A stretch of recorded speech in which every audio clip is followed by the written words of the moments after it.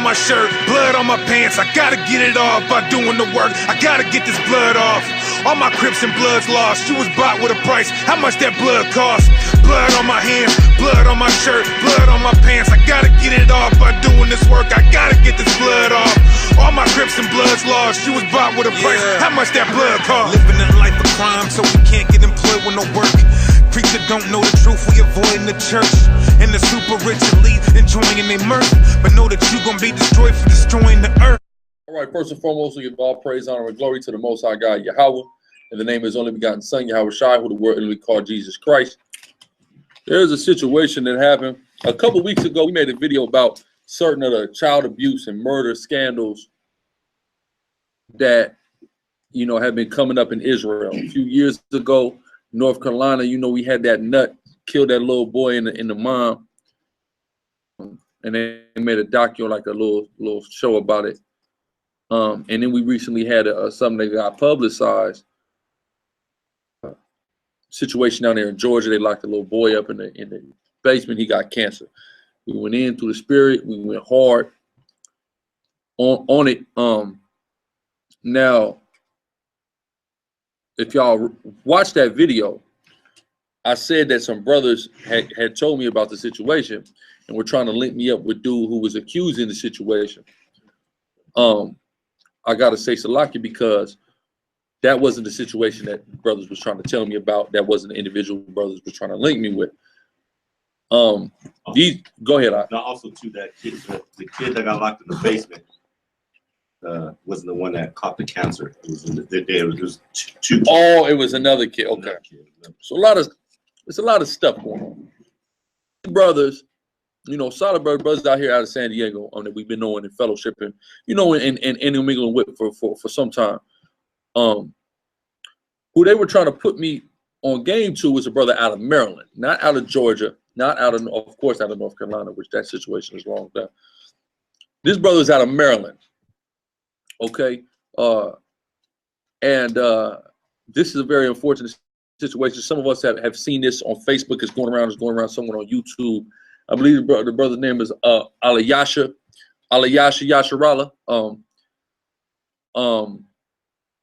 Very unfortunate situation has transpired in that brother's life. As of March the 9th, he got locked up to do 13 years. 13 years for absolutely positively nothing. Absolutely positively nothing. So you know, which I should have had a good feeling that these brothers weren't going to lead me or be so adamant to try to get me with an amplified situation with somebody who was you know, guilty. You know what I mean? So that's what it was kind of funny, but it was just it was kind of just me assuming, because the brother Shamar was telling me about this, that his mom was seeing, him and his mom was seeing. And I figure I just put two and two together. I'm like, how many Hebrew Israelite child abuse scandals could possibly be going on? Right, right. And there was another one. There was another one that got no media coverage, you know, outside of local media coverage. And of course, in the local media, they crucified the brother, Aliyasha, I believe his name is. So we're gonna talk about the situation. Probably what I'm gonna do in the post-production of this video, I'm gonna take it, cut it up from the live stream, and actually put his whole video in there so people can get his whole side of the story and testimony. But first and foremost, can I get Revelations 12 and 17? That's what I need to lead off, because this is really what it boiled down to, is Revelation 12 and 17. Book of Revelations. And I believe this brother's one of the brothers that went to the UN. If anybody saw that, the brothers go to the UN and whatnot. He was one of the brothers that went to the UN. But go ahead. Book of Revelations, chapter 12, verse 17. Salah. And the dragon was wroth with the woman. Who is the dragon? The devil, Esau, namely his primary system of military might dealing with the Western powers. All right, EU, NATO, America being the chief of all that. Right. The dragon, going all the way back to that Roman Empire that wanted to devour our Messiah. Read on. Was wroth with the woman and went to make war with the remnant of her seed. Went to make war with the Israelites, what the white man has been doing, making war with us. Esau has. Read on. Which keep the commandments of the Most High. Which what? Keep the commandments of the Most High. That's especially the dragon wants to make war with. The commandments. And from the estimation, from not only the brother's testimony, his wife's testimony, testimony of other Israelites in the community, but also the proof that the brother produced, photographs, videos, a lifestyle being led in his household. He was a commandment keeper, all right? Feeding his kids organically, homeschooling them so they weren't getting poisoned in Esau's school system. All of those various things, right? Right. So, of course, the dragon wants to make war with him, all right? And he ain't, he just the beginning of it. The dragon is going to come and make war with all of us. Right. As many brothers know, video will come out tomorrow, but we have now, we are now, when I say we, and not just Hebrew Israelites, the SICARRI is now recognized as a federally recognized as a hate group in the country. Right. One of only 4 Israelite camps that is federally recognized as a hate group, right? People can say that Hebrew Israelites is a hate group. That's one thing. That's a blanket statement. But when your group, the room that we in right now is listed as the headquarters of a hate group on a federal, on an agency known as the Southern Poverty Law Center that works on behalf of the federal government to track hate groups, right? Right. So we know that that could be potentially utilized at one point or another as an auspice to persecute us in one way or another. It's for the dragon to make war with us, to demonize us, right, about how much of a hate group we are. But how many white people are dead in the streets because of us? None. How many black people are dead in the streets because of us? A lot less. Because we are repenting, we're coming into the law, statutes, and commandments. Right. But that's what they have a problem with, because they understand that the low-level devil, he doesn't get it. The white man that's walking up and down the street, he'll never understand. The higher up white man understands that you are fighting him when you keep the law, statutes, and commandments. He understands that his power is being taken from him every day that you don't turn to sin. God. He gets it. He understands. Hold that. Give me Ephesians 6. This is what our people need to begin to understand. You heard Public Enemy in the 90s tell you to fight the power, but they didn't tell you how to fight the power. If they would have been able to fight the power, what's my man Flavor Flav when the smoke crack? All that fight the power. You didn't know how to. You couldn't fight the power of crack. How do you fight the power? Give me that 6 and 12 in the book of Ephesians. Ephesians chapter 6, verse 12. For we wrestle not against flesh and blood. We wrestle not against flesh and blood. Guns, that's cool. I ain't telling you don't go get no guns. Okay, if you have the right to bear arms in this country, by all means, you reserve the right to do that. This country, allegedly, if it's supposed to be what it says it is, has granted you that right. I didn't tell you not to get guns, but you're not going to defeat the white man with guns. Right. Sorry to say. You're going to defeat the white man spiritually through keeping the commandments. Go ahead. Principalities, against powers, against the rulers of the darkness of this world. This is what you're warring against. So when we keep the commandments, the crackers in the high place, he realizes what's going on. He sees his kingdom crumble. When he sees you on a street corner, and you're not on the street corner selling dope, you're not on the street corner busting a rap, you're on the street corner teaching your people the laws, the kingdom is crumbling before his eyes, and he can't take it. So he tries to figure out ways to wage war against you. So in this instance, the devil, being who he is, catching a foothold in an unruly little girl to infiltrate and wage war against this family. That's what happened in this instance. The war is totally spiritual. All right, go ahead. Against spiritual wickedness in high places. That's what we war against. So when we keep the commandments, that is what's going to bring the white man down. If you riot right now, the white man is not looking at that riot as if he's going to go down. You keeping these laws, you coming to class, you going to camp, you teaching, you putting fringes on your clothes, you putting Lashawan Kwadash on your Facebook name, he's looking at that and he's saying, hate group. Hate group, we got to do something about this. Because if we don't do anything about this, we will not have power again. Because they know once they fall, there's no getting it back. There's absolutely no getting it back, and he knows it. He is trying to prolong his time and his reign of terror as much as he can. So he has to make war against you.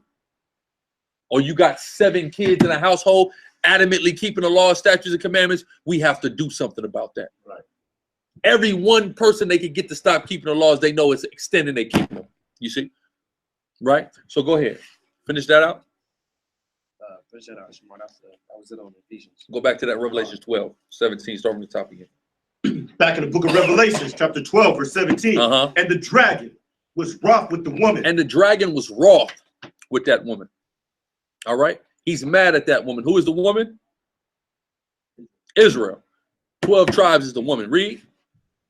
And went to make war with the remnant of her seed. That's right. Which keepeth the commandments of the Most High, and have the testimony of Yahweh Shai HaMashiach. The brother was in Christ, so to speak. He believed in the Messiah. Read on. That's it on that. So that's what happened in this instance. The dragon is wroth with our people, and he seeks to make war with our people. Right. And they made war with that family, with the house of that man. That man who took on a woman who had children prior to getting with him. Right? Those kids was not his. Some of them, of course, were his. Raised them as if they were her own. His own, rather. And the kid that stirred this whole situation up was one that was not his own, but he raised as if it was his own. All right, and that's what makes this situation that much more absolutely disgusting. Give me Sirach 25 and 24. Has it been declared by presidents of old in this country that the Bible is the law of the land? Who knows? It has been, right, Quran? The Bible is supposed to be the law of the land, according to the white man who runs this country. Well, let's take a look at what the Bible says. This man, this little girl, like so many poor lost sisters, right? And the reason why she's lost, she has leadership and guidance in the home in the form of this brother and in the form of her mother. But why she's lost is that's not her father. That's her problem. That's the demon that's fighting inside of her. My daddy. He's their daddy. I ain't got no daddy. So what does she want because she ain't got a daddy? She wants a man. Not this man that my mama's with, though. I want my own man. Oh, you're the biological? He's not the biological father of the girl that started all of this. Okay. So like so many lost little poor girls of our nation, she's looking for love in all the wrong places. Go out and get with all these dudes. And of course, like any man that cares about a girl that he's been entrusted with the care of, does not want her to go and do something stupid and put herself in a stupid situation with some stupid little boy or some stupid grown man. So he did certain actions. The majority of these actions had nothing to do with any level of physicality. Rather had to do with the deprivation of a damn cell phone, which would drive a little girl to commit murder on you in this day and age. Right? Got her hooked and addicted. The dragon is making war with you in your household. Written, your enemy shall be they of your own household. Right. And that's what happened here. So let's see what the Bible says you should do in these instances. Because what happened is this little girl got mad that she had strict godly rule over her that would not allow her to go and make herself a damn whore. So what did that little girl do? She ran to the goddamn white man and told and lied on the man who was as the role of her father and her biological mother, and said they had locked her in a room for 7 months and neglected and abused her. When all they did was this. Give me that Sirach 25 and 24. God, book of Ecclesiasticus, chapter 25, verse 24. Of the woman. And read to 25. Go ahead. Of the woman. Of the who? Of the woman. Of the woman. Read. Came the beginning of sin. And that was an example of that. Her mother being a shining beacon of how to keep the commandments and walk uprightly as a woman, she rejected that due to whatever inner issues and demons that she had.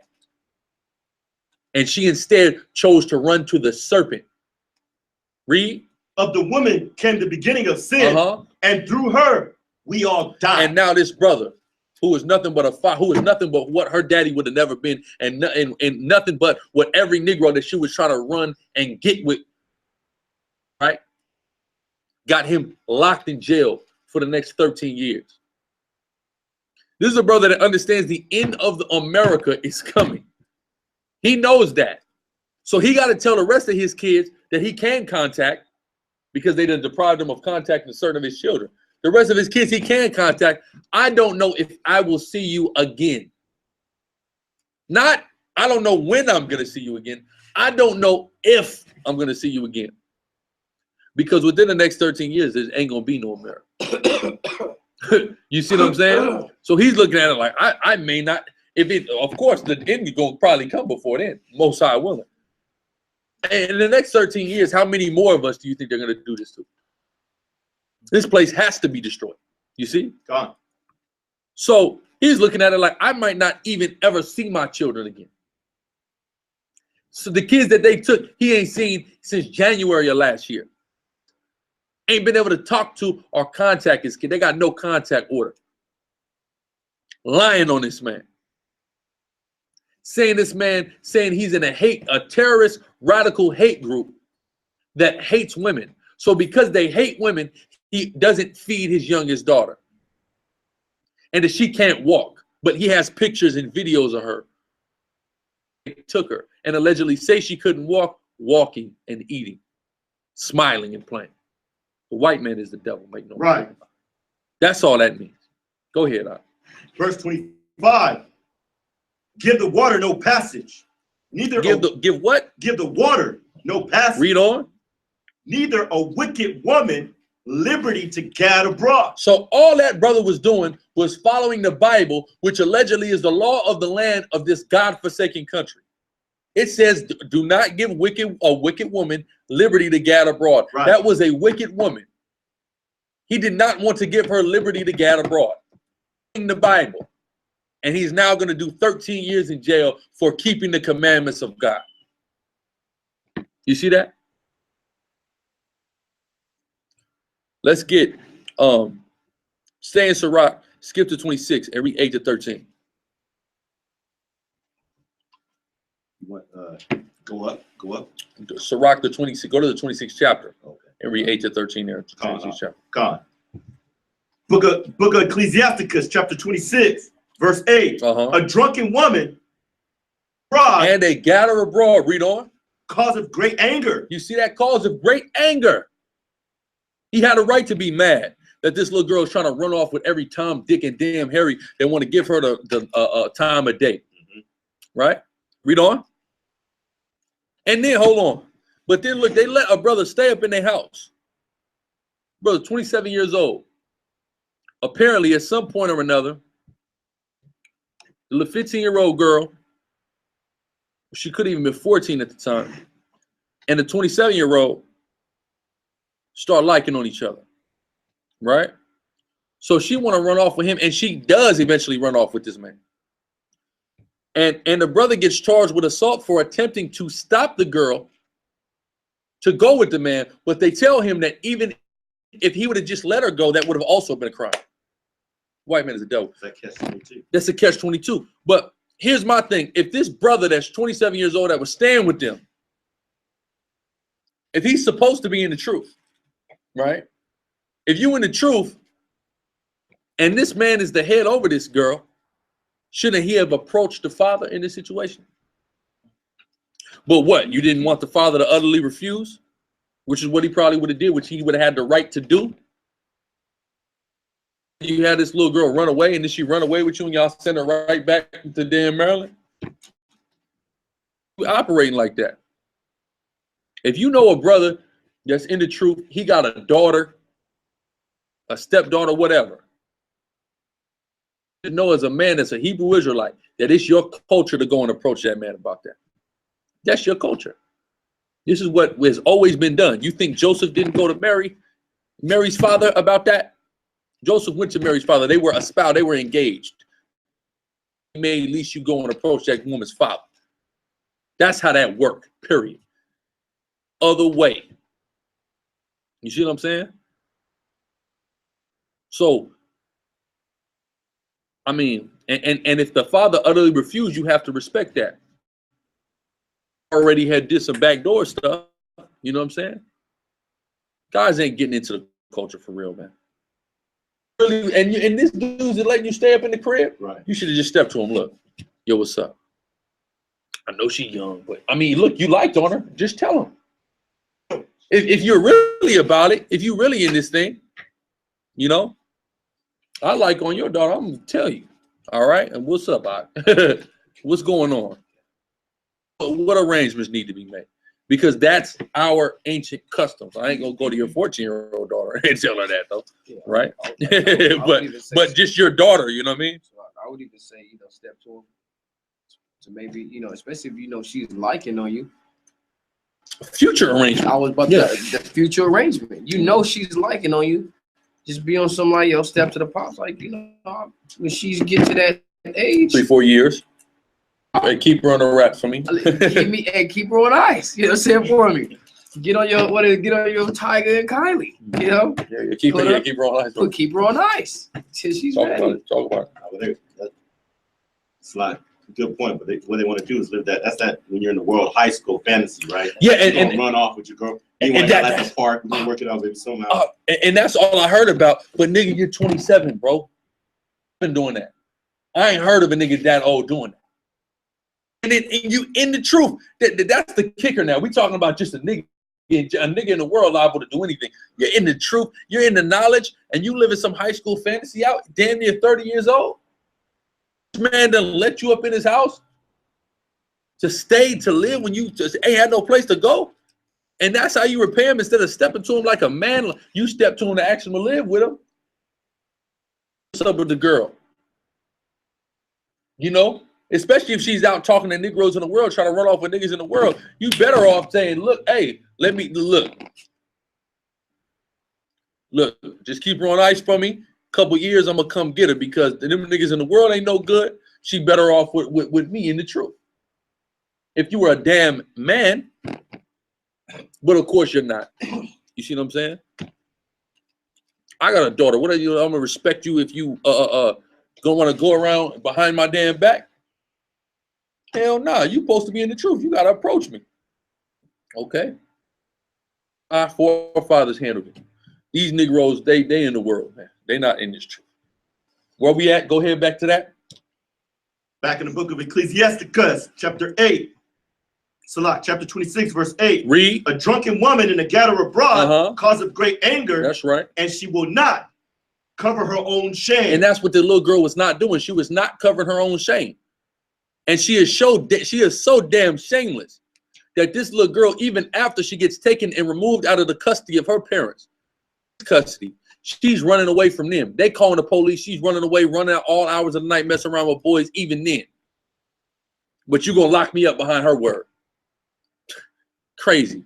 But of course the white man is going to do it.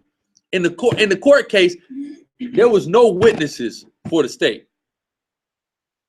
They didn't have any witnesses to anything. These brothers had witnesses. And the sister had witnesses, and they had evidences. The state had experts that came and told their understanding of the state and the situation the kids were in after examining them weeks after they were taken from their parents' custody. Talking about the kids were vitamin D deficient because they're vegans. So then go and take away all vegans' kids. Plenty of white vegans be having any kids then. You lying devils. Right? So go ahead.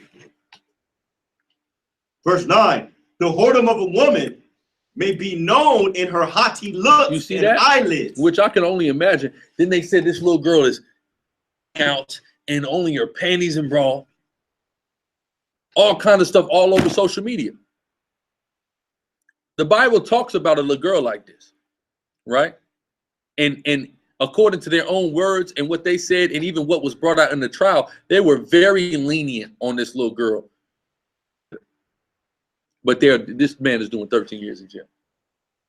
But mind you, this is the same state that they executed Corinne Gaines in front of her child. Last year, right? Last summer. You see? The same state where they murdered Freddie Gray and acquitted all them damn police. Go ahead. If thy daughter be shameless, keep her in straitly. If her daughter be shameless, Keep her in straight. He was only following the Bible, and she wasn't locked in a room for 7 months. It might have felt like that to that damn little end of the world high school girl. It might have felt like that, but that's not what went on. They're supposed to keep her in straightly according to the Bible. All right? But they didn't lock her in a room for no damn 7 months. But she's supposed to keep her damn ass in her little fast, funky ass in the house. Period. You don't got to be in the truth to know that. You don't even have to read the Bible to know that. Your grandma had that much sense. Right? Keep her in straight. Let me read it again. If thy daughter be shameless, keep her in straight. Keep her in straightly. That's all they were trying to do. Follow the Bible. The white man gave this brother 13 years, and we don't know what the mom is going to get next month. We don't even know. Most High be with her. We don't know what she's going to get. We know that they have a tendency to be far more lenient on women than men. They may let her walk. They may say she was under the influence of this woman-hating, manipulative cult leader. You know, so we're going to give her a slap on her. We don't know. We have no idea. But regardless, most High be with that sister. Go ahead. God. Lest she abuse herself through overmuch liberty. If you give her too much liberty, she's going to abuse herself. Every chance of freedom she got, she showed her undying lust to abuse herself with the overmuch liberty that she wanted to obtain. She displayed that every time, and they merely tried to save her from her own shameless, wicked self. And they didn't do it through torture or any form of beating or mutilation or false imprisonment either. They merely followed what the Bible said you should do. Read on. Verse 11. Watch over an impudent eye. Watch over her with an impudent eye. Watch that little girl. Watch what she's doing. Watch what the hell she got going on that damn computer, on that damn phone, social sites, in that damn room. Read. If she trespass against and marvel not, because this little shameless girl is going to trespass every chance she gets, and that's what this little girl did. This part in the Bible is written about this little girl. Read on. She will open her mouth as a thirsty traveler. You see that? A thirsty traveler. Do you think that she was in love with this 27-year-old man that was staying in the house?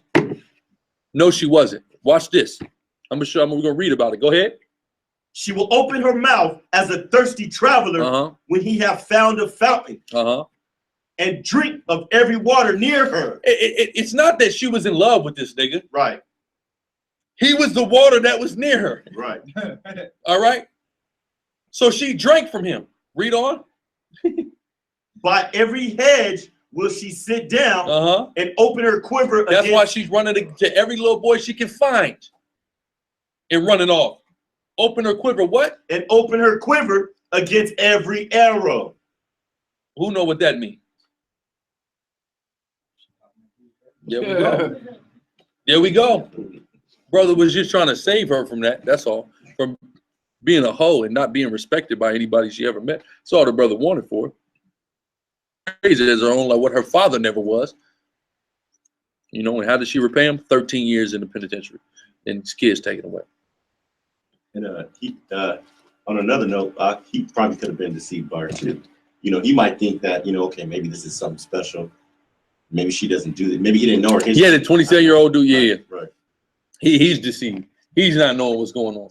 Why you think she got sent back to Maryland so damn quick? Horrible. That's what was 13? Kosh, and open her quiver against every arrow. Verse 13. You want 13 too? Yeah, 13. Verse 13. The grace of a wife and her discretion will fatten his bones. You see that? She discretion is key with a woman. Give me 1 Corinthians 7:38. This little girl ain't know nothing about discretion. Her father and mother tried to teach her discretion. When you see her mother, she's discreet, wearing modest apparel, head covered. She was taught discretion, but she didn't receive discretion. All right? So go ahead when you got it. Book of 1 Corinthians, chapter 7, verse 38. So then he, marriage doeth well, but he that give her not in marriage doeth better. The brother was trying to do better. He said, you know what, whatever, go ahead with that 27-year-old man. But he wanted to do better than that. You see what I'm saying? And how does she repay him? 13 years in penance. You see that? Give me Job 10 and 21 to 22.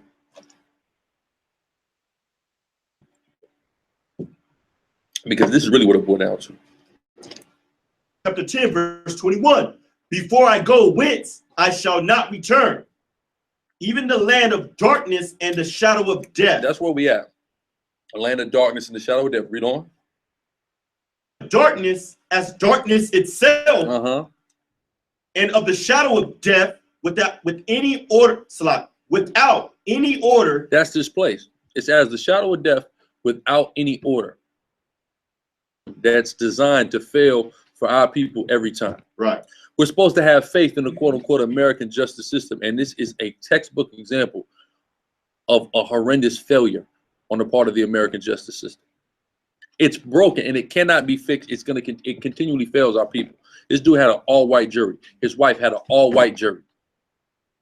You see that?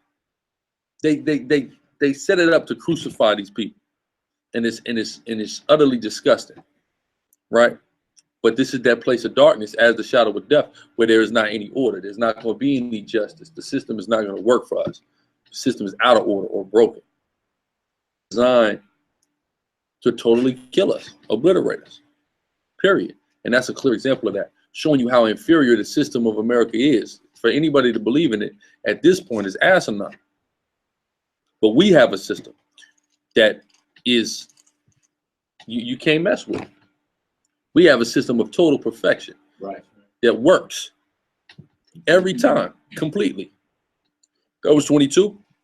Give me any. Last bite.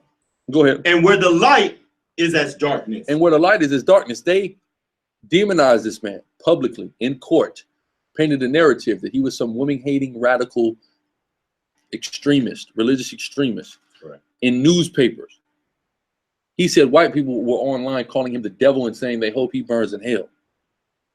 The irony of that. I'm the devil because I don't want my daughter to be a whore. I saw something. I was watching Cardi B did an interview with Vlad TV. Everybody know Cardi B, Dominican former stripper turned reality star, and she's a rapper now. She's got some songs out. So Vlad asked her about slut shaming. Initially, she was like, I don't like that. But then she kind of backpedaled. Why did she backpedal? Because blacks and Hispanics know sluts should be shamed. White people are teaching you it's okay to be a slut. White women are trying to push this narrative into our sisters' minds. A little bit that's like, she's like, you know, if you fuck 5 niggas on the same block, like, you're a hoe. Like, what's gonna happen? This is what she said now. Excuse my language. That's her quote. Period. You had sex with 5 niggas on the same block, you're going to be slut shamed and you deserve it. You see what I'm saying? But white people are trying to superimpose their gross sexual immorality continually on our people. Right. So he's a monster because he didn't want to allow that little girl to do that. Allow the little girl to do it, they would have tried to spin it around and made him a monster then anyway. Right. You see? Because the white man is the devil. That's right. Quick precept. Go ahead. You got Leviticus? Nope. Book of Leviticus, chapter 19, verse 29. Do not prostitute thy daughter to cause her to be a whore, lest the land fall to whoredom and the land become full of wickedness. So the land has become full of wickedness and whoredom. Trying with all his might, and his wife were trying with all their might for their daughter not to be a part of that whoredom and wickedness. Right, right. She was determined, and now she's gonna get what she wants. Now, who knows what the hell she been doing for this last year outside of her parents' care?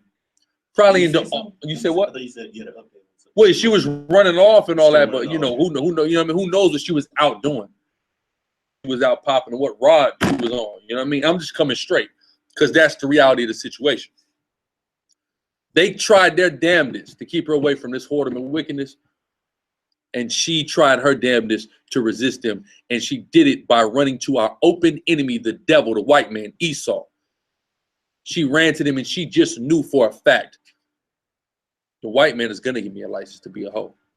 All the white man has ever wanted her and every black, Hispanic, and Native Indian woman to be is a hoe. That's all they've ever wanted. So that she knows, if I want to go and be a hoe, be a hoe. My historic pimp.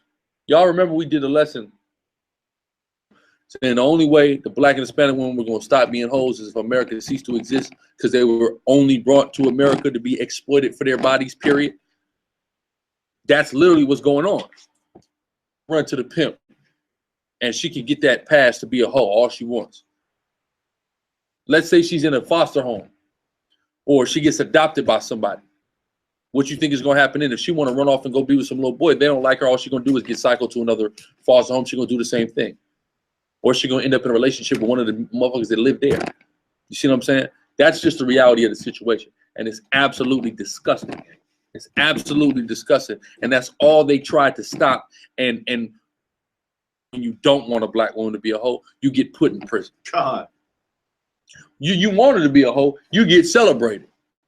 You just can't make any money off her being a hoe.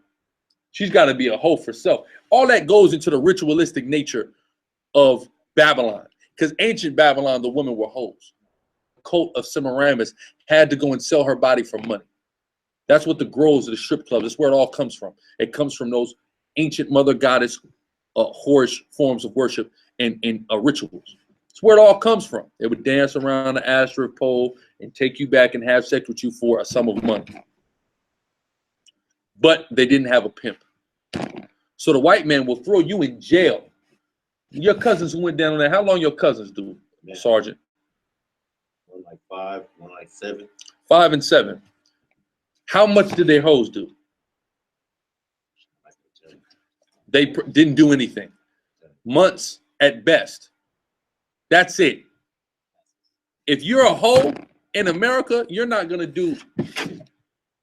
That's federal. That was federal too. And that's federal. Now watch this. Let's just take a look at something. Let's just take a look at the charges for human trafficking versus the charges. Because you realize once they call it human trafficking, that the woman that's being a hoe is no longer a criminal. Didn't they just do that law? Yeah, they did. You're right. Break that down. Somebody bring it out, because I forget the exact understanding.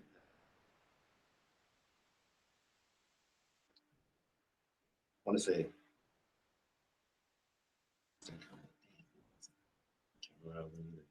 Yeah, it's familiar, but I'm not too.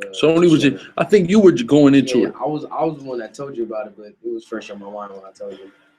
I haven't looked further. I want to say if it's for the underage. I want to say it was underage. Yeah. That's what it was. So what happened? It was something to where they would charge. They used to charge the underage, the minor. Yeah, they won't charge minors who are prostitutes. Yeah.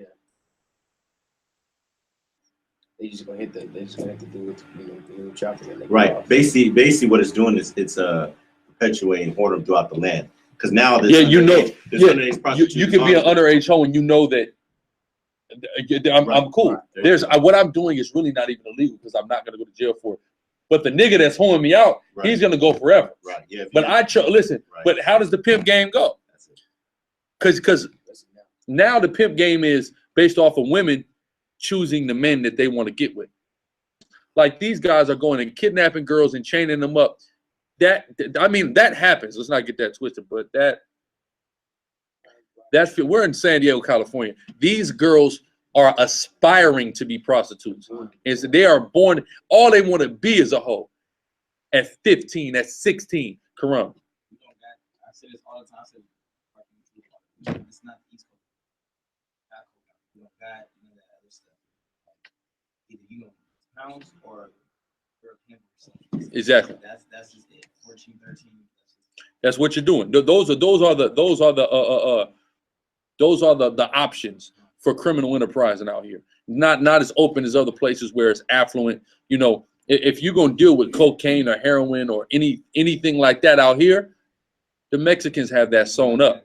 So the Southern Kingdom, we don't really even deal in that aspect. Everybody knows crack is virtually dead. It ain't totally dead, but it's virtually dead. That's not where the money is really at.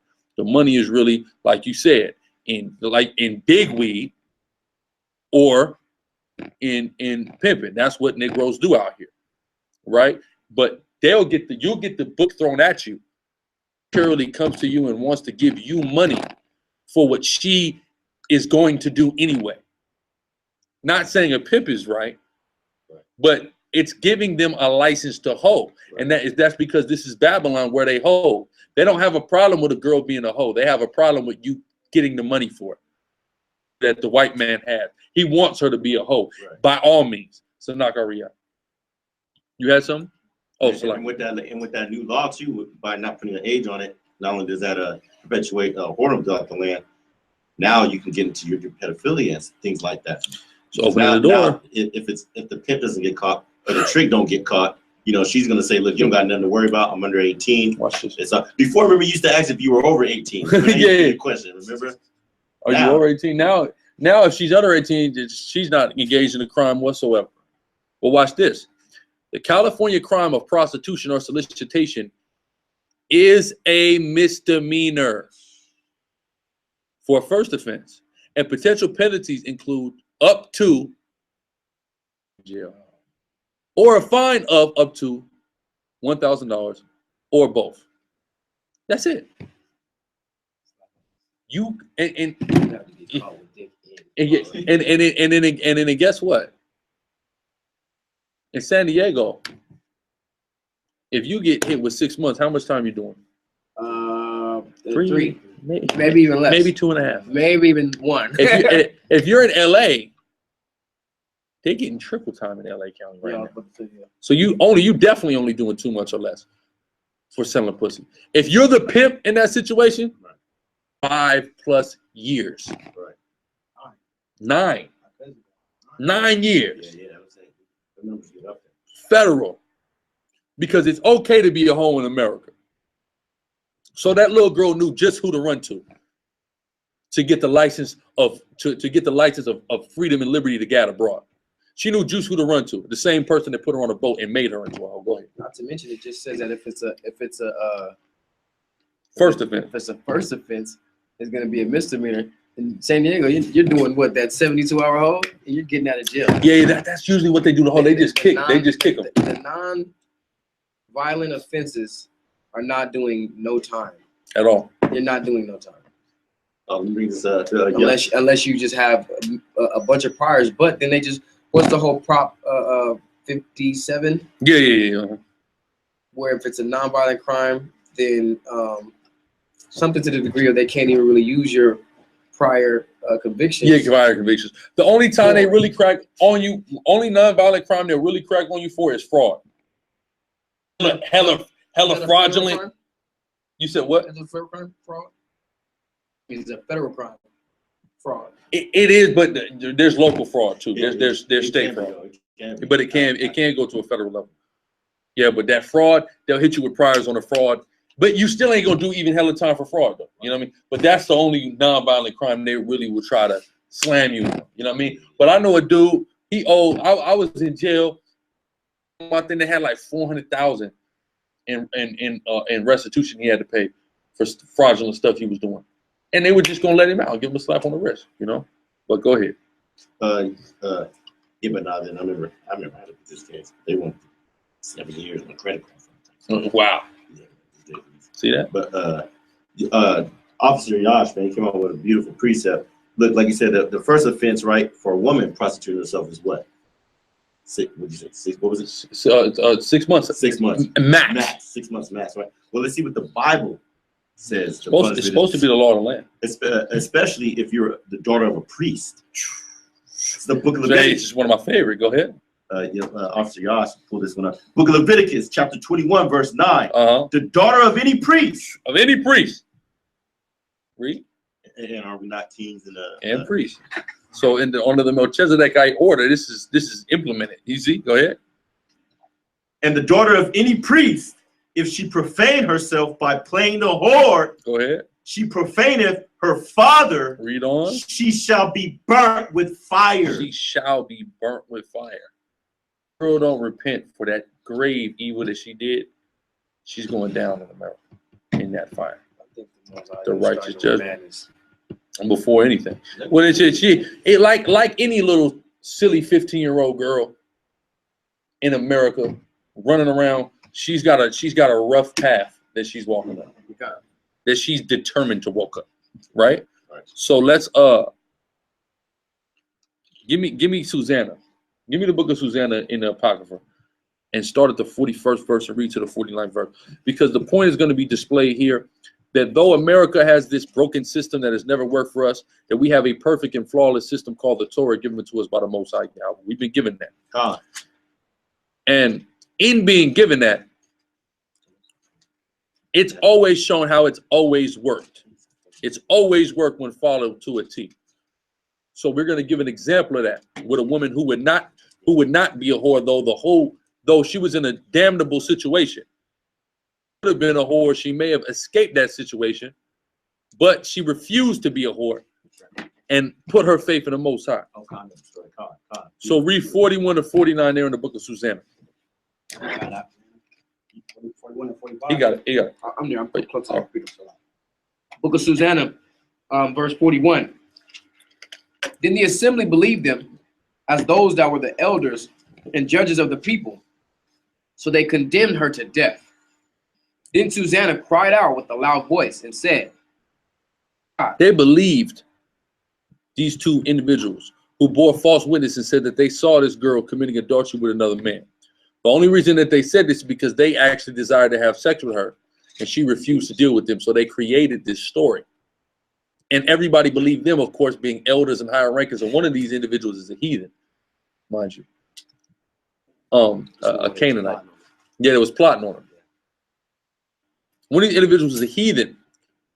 And the heathen did this a lot. Daniel will bring out in this situation. He was shown by the Most High how he was taking advantage of a lot of sisters.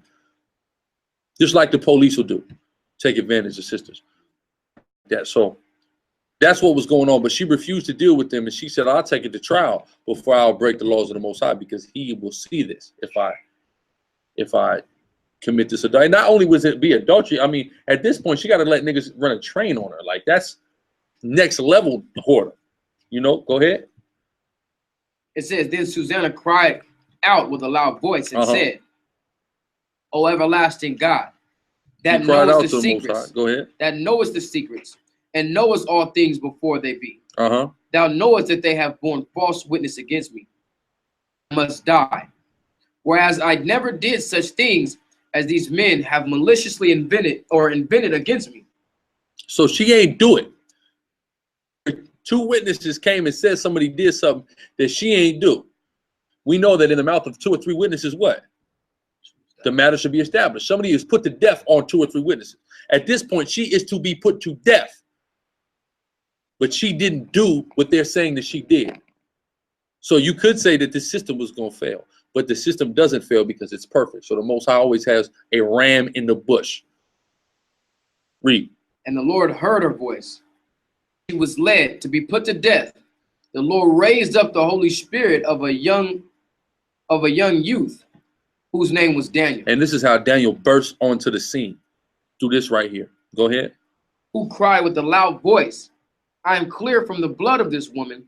Then all the people turned them toward him and said, what mean these words that thou hast spoken? So he, standing in the midst of them, said, are ye such fools, that without examination or knowledge of the truth, ye have condemned a daughter of Israel? You just heard what these niggas said. Examine the truth. You got to examine the truth. And he showed the perfection in our system through the Spirit and power of Yahweh right there. Beautiful. Read on. Verse 49. Return again to the place of judgment, for they have borne false witness. Don't worry, we got much more of a trial to come. He rose up as her defender. Right? Sent by the Most High. This powerful prophet Daniel in the Hebrew. Read. Wherefore all the people turned again in haste, and the elders said unto him, come, sit down among us, and show it us, seeing God hath given thee the honor of an elder. You see that? So, and then they go into it. Of course, she's acquitted. They're found out to be liars. And of course, if you bear false witness that a woman committed adultery, what happens to you? Killed. Because that's what you tried to get her killed. That's why we have a perfect system. America has never had. You know what you get if you do that in America? 1 year in prison. It's called penalty of perjury. And if you're white, you just get off. Perfect system. Give me Isaiah 51 and 14. That's a lot. Like that one damn Edomite, he did the 3-month bid. He about to get out. You see that? They had another couple too. It's an Edomite couple. I don't know if you guys heard about it. They locked their son in the bathroom. They're putting urine on him, spreading feces on his face. He's in there for about 6 months. They're only gonna get like, what if that? You figure half of that's gonna be worth 2 years. You know? Black man get 13. Right. You got to get out of here. This place has to be destroyed. That's all that means. Go ahead. Chapter 51, verse 14. It says, the captive exile hasteneth that he may be loosed. And that's where we are captive exiles in America. To be loosed. We need to hope and pray and wish and do all that we can in our power, which is be as righteous as we can be, right, and wake up as many brothers as we can, sisters as we can. That's how we are going to be loosed from this captivity. We are supposed to hasten to be loose so we can stop hearing about stories like this. Go ahead. And that he should not die in the pit, nor that his bread should fail. But I am Yahweh thy power, that divideth the sea. That's all I need, unfortunately. Give me Revelations 2 and 10. And this would be my only, if at this point, brother's locked up, he got a 13-year sentence. Maybe Most High one, he could possibly potentially get an appeal at some point. In truth and honesty, if I was him, I would be pessimistic about an appeal being with a paid lawyer. I couldn't even, you know what I mean? Like, that's crazy. But, you know, you could luck out with an appeal, but that's going to take time. And that's going to take money. And that's going to take resources.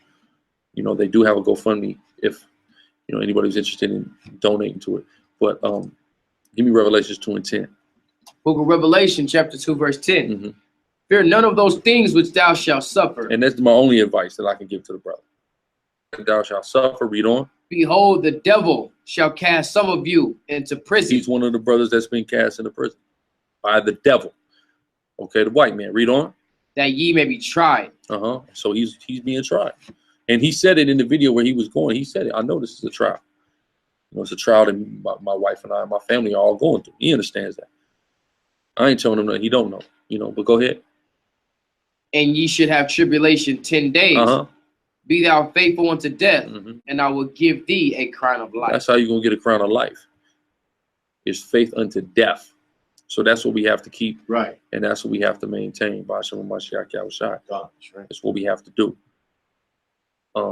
You know, so it's a highly unfortunate situation, but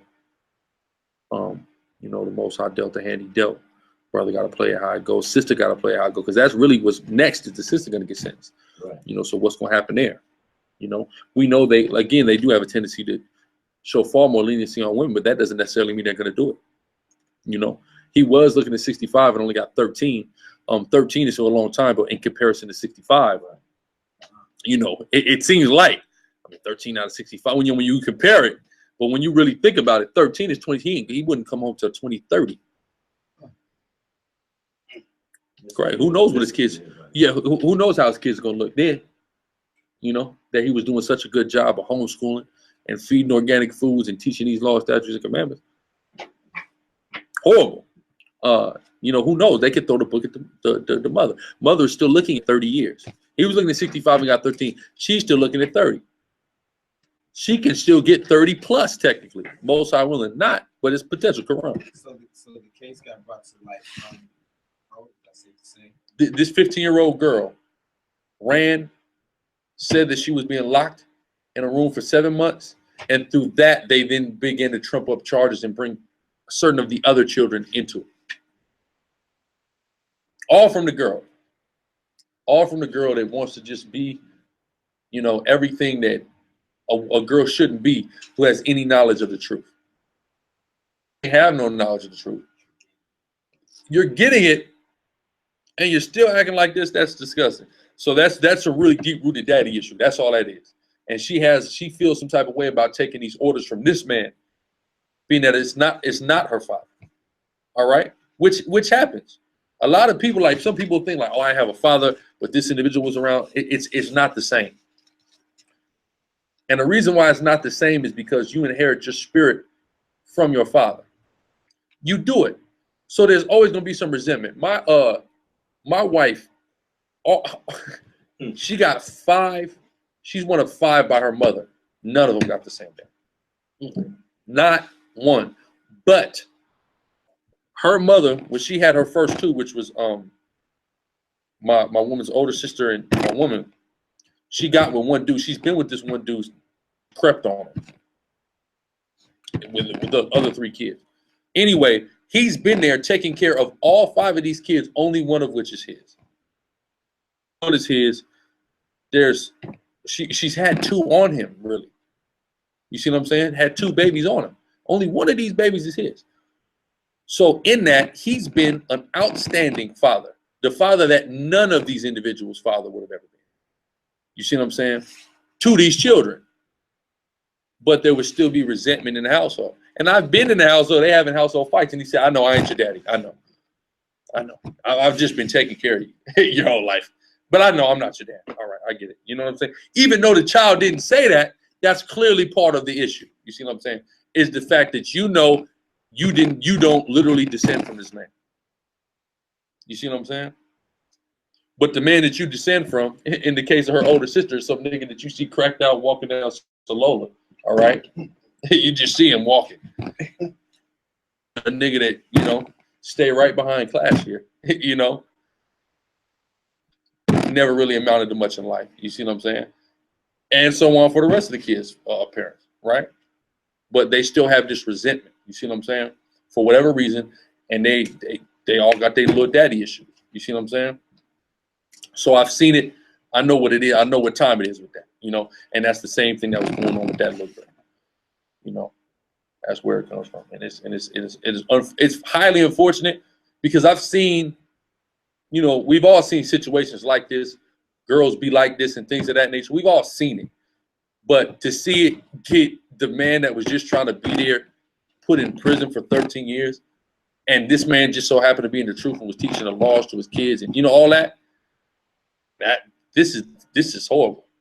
She's about the worst girl in America, the worst woman in America. Absolutely, positively disgusting. But with that, we could we'll open up the floor for questions because that's all I had as far as what I want to talk about tonight.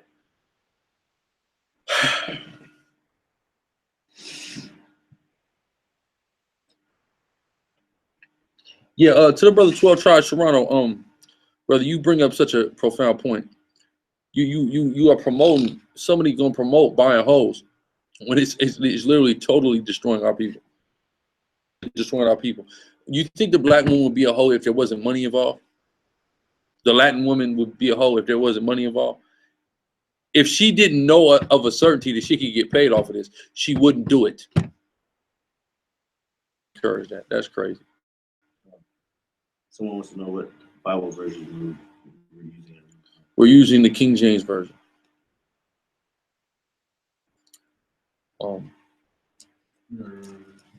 You said what? 210, yes, sir. Somebody said, where can you find info on this case? You just Google it? Or is it hidden? Information on this case, I found the information on this case through the brother, somebody actually re-uploading the brother's video from Facebook on the YouTube. The brother's name is like Aliyasha or YASHARAHLA on Facebook, though he's incarcerated. His Facebook page is still up and active. And it's so cold because it's like, man, I really wish I really could have interacted with the brother beforehand. When I go to his page, I'm like, damn, this the dude. I go to his page and I see like we're friends. Like, damn, I really wish I could have interacted with the brother more before he got incarcerated. I mean, at the end of the day, it's all the will of the Father. Brothers were trying to put us together. It's all the will of the Father, but At this point now, the idea is to amplify this case and make sure people are aware of this case, because who knows who it could happen to next, or something similar might happen to.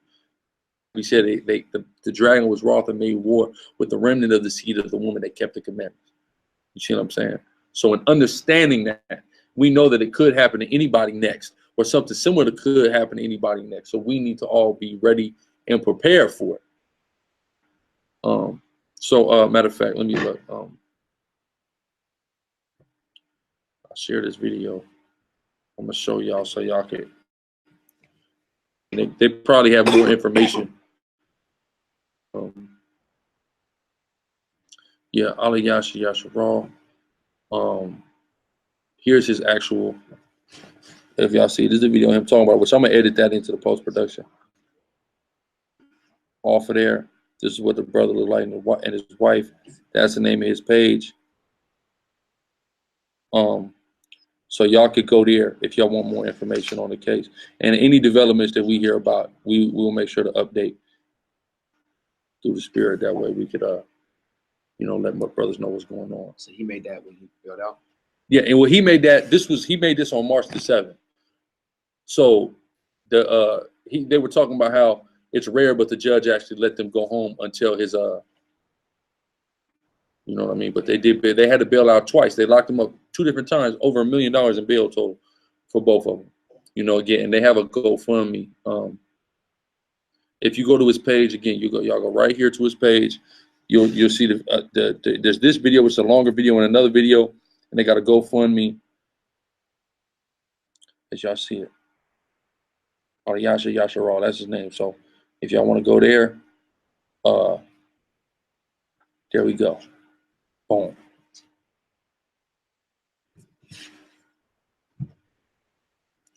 And this is the cold thing, because the brother that was telling me about it, he told me how this dude was going around to different camps and asking for help of any kind, and didn't nobody help him. Didn't nobody do anything for him. And he kind of believed that some of the reason for this was that member of the camps. He wasn't like technically a member of any of these camps, so he thinks that, that in part may have played a part in why they didn't. If that's true, if that's the reason, that's disgusting. When them brothers told me about it, I automatically was inclined to help. You know what I mean? Whatever happened, and we didn't get to end up communicating. But still, especially, miscommunication was cleared up, and I understood that this case was not related to that case in Georgia. I said, man, and I seen the brother testimony. I said, yeah, Friday at class, we got to go in on this. We got to talk about this. That video on the back end of this, in the post-production, so everybody can really see it. It can really get amplified. You know what I mean? Because people really need to know about this. It didn't get the media coverage, because probably because of how ridiculous it is, and how ridiculous it is that the brother got convicted. That's why it probably ain't getting no media coverage. Because if people really found out about it, it'd be more of an upcry. It'd be more of an outcry, and there should be more of an outcry. You know what I mean? There should definitely be more of an outcry. Period. This brother, before anything else, before any camp or any particular beliefs, he's an Israelite who acknowledges he's an Israelite, who is in Christ, and who's keeping the laws. So he's following our national constitution. The Most High gave us in Torah. He's following the King. He's in the Mashiach. Therefore, point blank, period. Who gives a damn what camp he in? He's an Israelite. We all should be behind him on that, So we should be functioning far more nationalistically and far less religiously, like we always be saying,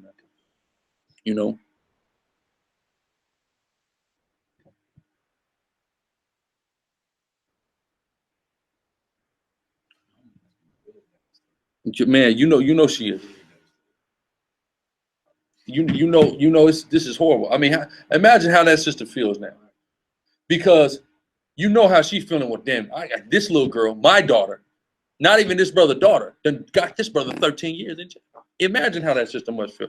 And one day that stupid little girl, who's being a stupid little girl right now, one day she's gonna realize what she did with him.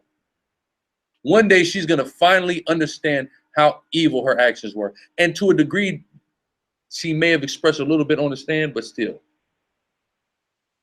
she's gonna fully come to the understanding. and hopefully it's not before it's too late. Hopefully, for her sake, she understands, you know, before it's too late for her to repent for it. You see what I'm saying?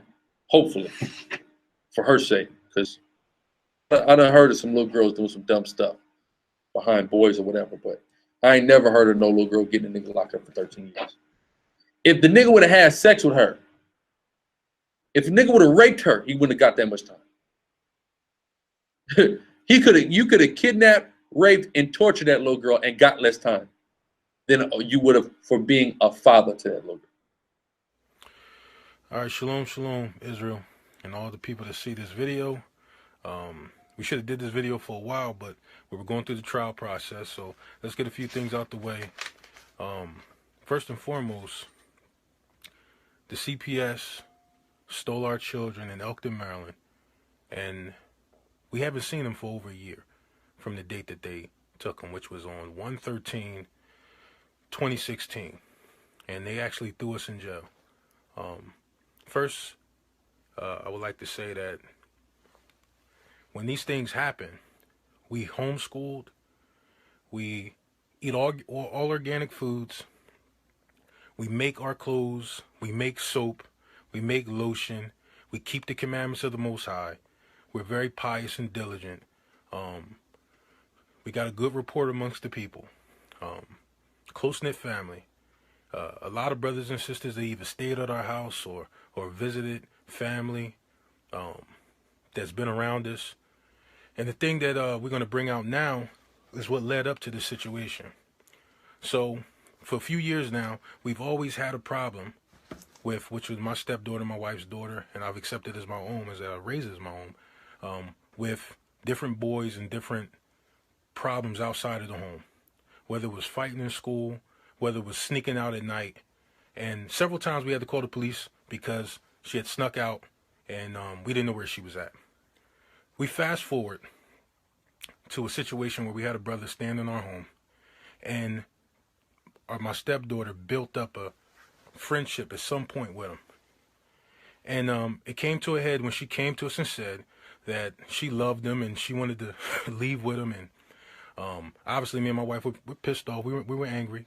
And we said, no, that's not happening, you know. So immediately I went to go confront him, which he wasn't in the home. We had a confrontation at the door. My stepdaughter was there. We had a scuffle at the door.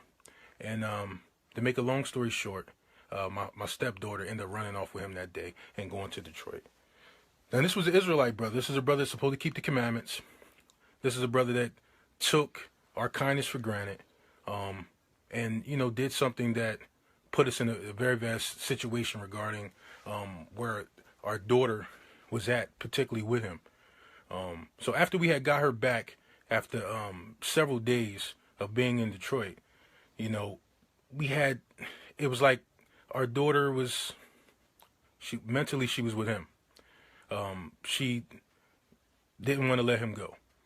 So what ended up happening is that we had a situation where a cell phone was taken from her regarding calling boys that was over age. He was 27, she was 15.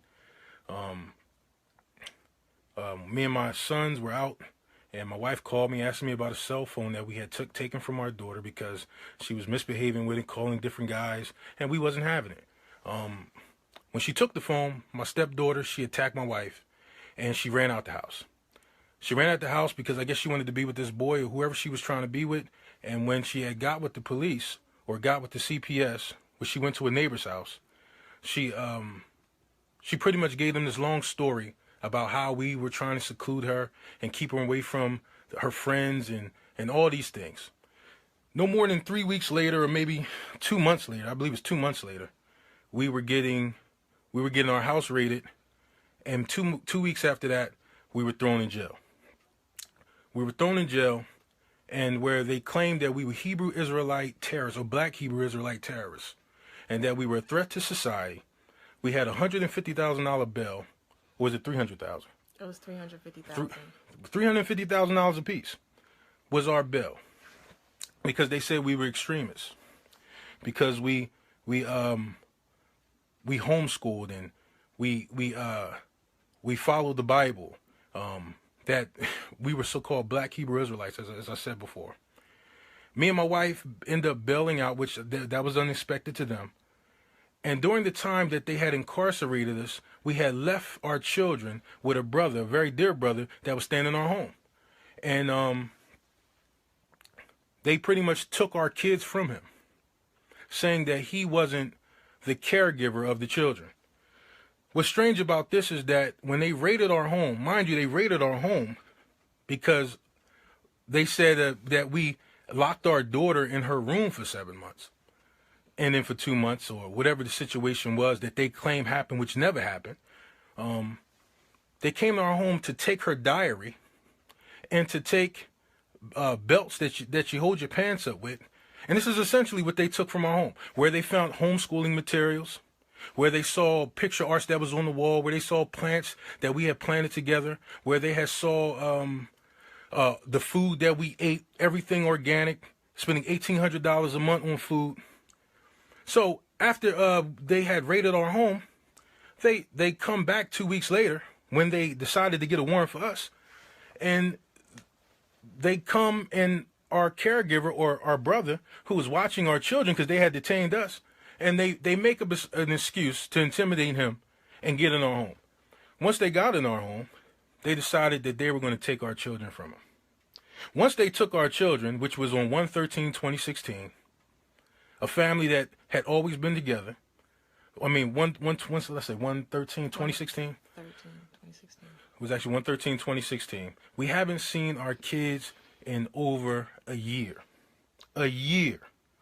We're sitting here at March 7th right now, and we haven't seen our children because we were labeled as religious extremists, that we were accused of locking my stepdaughter in her room for 7 months, would never happen.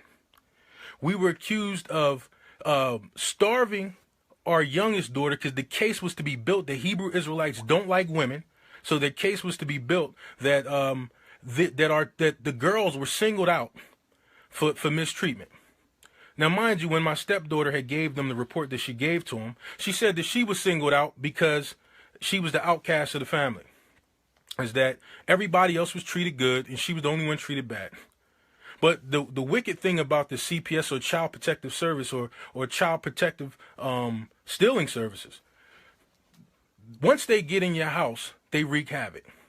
I've read in reports about me and my wife of some of the most vicious things I've ever seen in my life. And I can expect these things from them. But some of the things they wrote about us to try to get charges placed on us was just outright crazy. So once we went back to court, we went to family court. We had a visit that was supposed to be scheduled with our children. What happens? They get a second indictment and reincarcerate us. Now our bail is $750,000. At the courthouse, they reincarcerate us. At the courthouse, as my wife said, they reincarcerate. Our bail is $750,000. Mind you, me and my wife have never been convicted of any crime. Me and my wife have never done anything that anybody has accused of committing a crime. $750,000, like we're a part of Al Qaeda or something. Like we're running around with ISIS or something. This is what $750,000. Obviously, they expected us never to get out of jail. They didn't think we had family or friends or anybody to get us out of jail at all. So we're sitting in jail for $750,000 bail. We're in jail with people who, our bail is 600,000 times the next person. 600,000. Nowhere near what our bail is.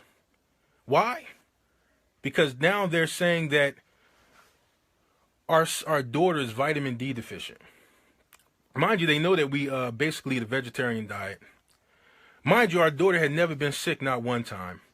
Mind you, we told them that we had videos and pictures of damn near every day of her life because we love our kids that much, which we're going to show some of those things while we're on here. So we're sitting in jail for about 4 months. We get bailed out. Our families come together and bail us out. Mind you, this caused a great rift within our families because, mind you, the accusation is, again, that we're religious extremists. They wanted to deny us bail. They said that we're a threat to society. Mind you, me and my wife have never been convicted of anything. Never, nothing. And they use the very things that are lawful for us to do, like homeschooling.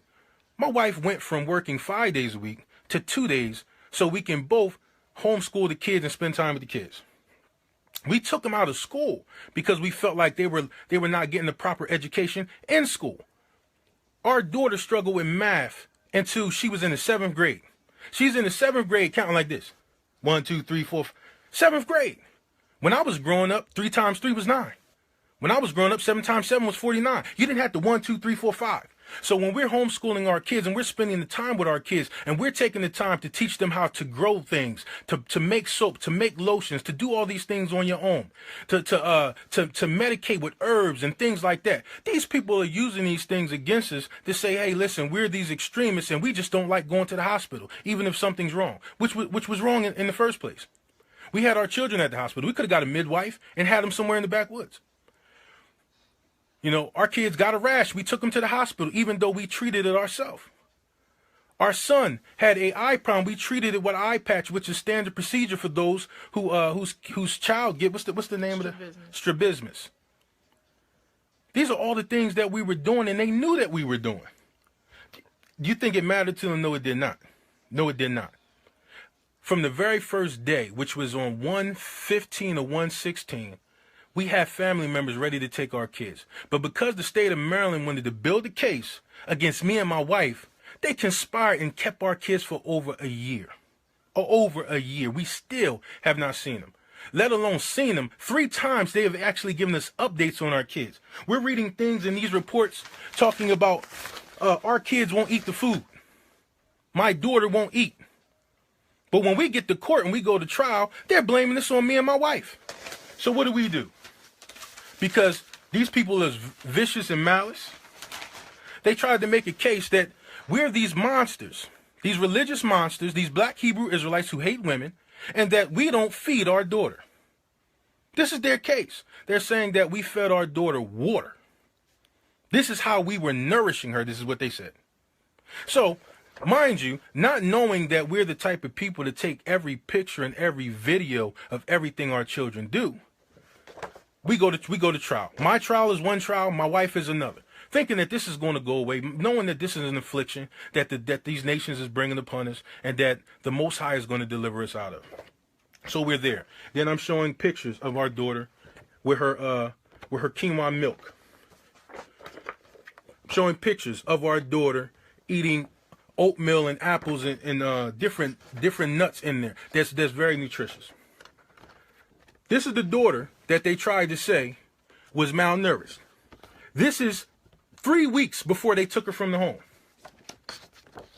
3 weeks. Presented these in court to an all-white jury.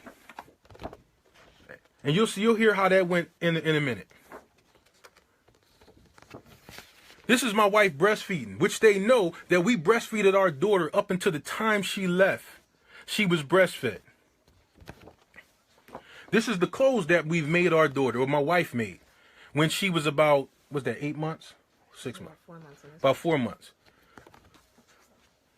This is the person that they're saying we hate so much. This is the person that they're saying that we tried to starve to death.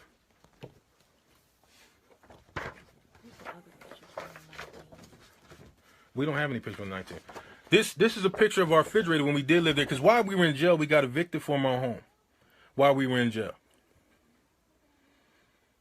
As you see, vegetables and fruits. So when I did my trial and the doctor got up there and said that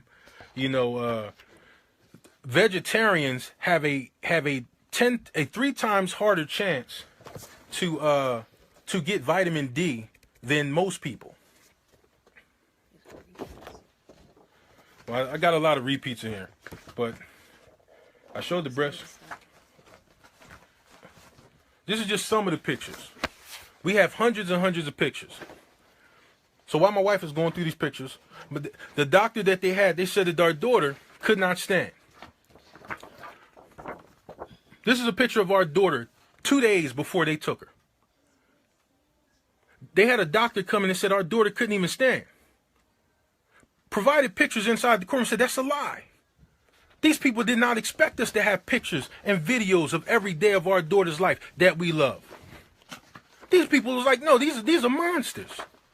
Mind you, it's not on the 10 o'clock news. It's not on the 6 o'clock news. It's not on any news outlet. It's just happening under the table. They did it's supposed to be an ICPC investigation to get my mother the kids while we were incarcerated unjustly. These people a year later still haven't given over the kids. Because they wanted to hold our children while the state tried to build a case. This is our daughter inside her playpen. This is her inside her playpen in December of 2015. Mind you, they took her 1/13/2016. They said she couldn't stand. They made it look like she was completely incapacitated.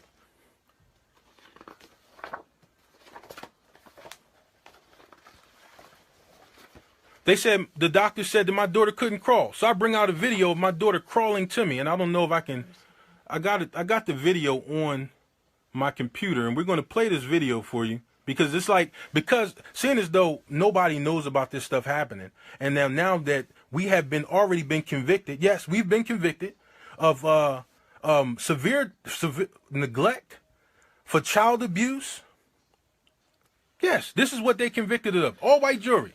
After seeing pictures, after bringing in witnesses, that people who've lived in our home, to watch the CPS get up on the stand and lie, to watch the police get on there and lie, not providing one witness. So I'm going to say this as a fact. There is no such thing as a black man or a black woman who can ever go to trial in America and watch a jury of their peers and get vindicated. Most people don't have half the evidence that we have. We're going to turn the camera around so you can see this video. This is our daughter crawling that they said couldn't even, that their so-called specialist said couldn't even crawl. I'm going to flip the camera around so y'all can see it. Let me see if I can.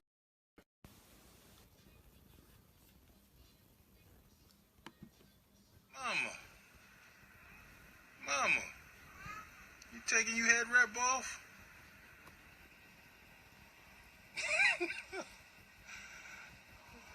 This is my daughter. They said couldn't crawl. What are you doing? When the evidence was provided in court, it didn't matter to nobody because they didn't think we had it. This is the daughter they're trying to say that we black Hebrew Israelites hate women. Here I am married to one.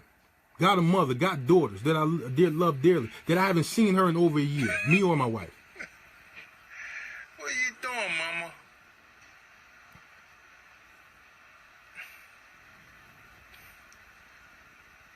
Mama, what are you doing? Why you take your hair wrap off? You look so pretty. You look so pretty. Mama, what are you doing? This is my daughter, who they tried to say was malnourished, who they tried to say was vitamin D deficient, and it was some type of severe neglect from us because we're vegetarians or vegans, and that we didn't provide the sufficient amount of vitamin D. That's what an Israelite woman's supposed to have on her head, a head wrap. You don't agree with that? You gotta stop chewing on your head wrap, Mama. You can stop that one, man. So,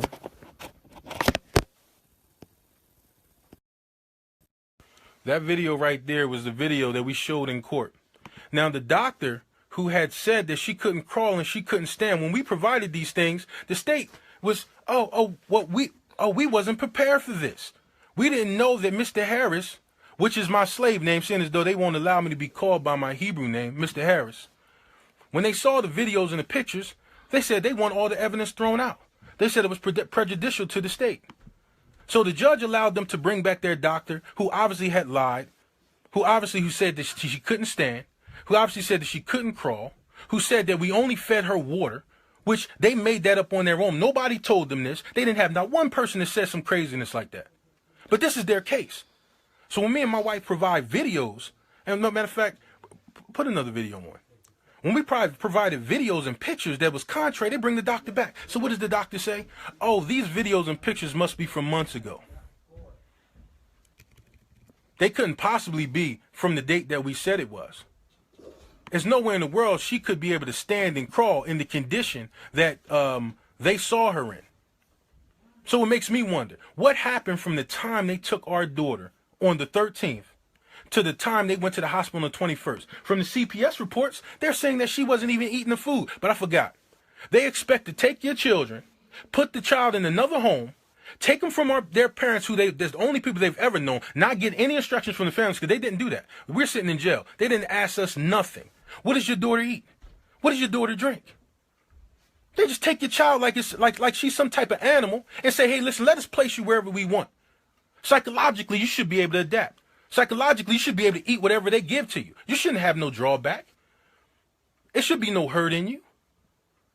They show video of our daughter crying and wondering why she's crying. Never think that, oh, you know, she might want her parents. But no, they're saying that it's us. They're saying that me and my wife. We should be able to take your kids and place them wherever. You can do that with a dog. But we should be able to do that with your children. Why your daughter not thriving with where we placed her? You know what? Our daughter and our sons, which we'll get to him in a second, they can't possibly, can't be missing their parents. They couldn't possibly sitting there giving food that they've never been given before from people they don't know. But all because the state want to build a case against me and my wife. So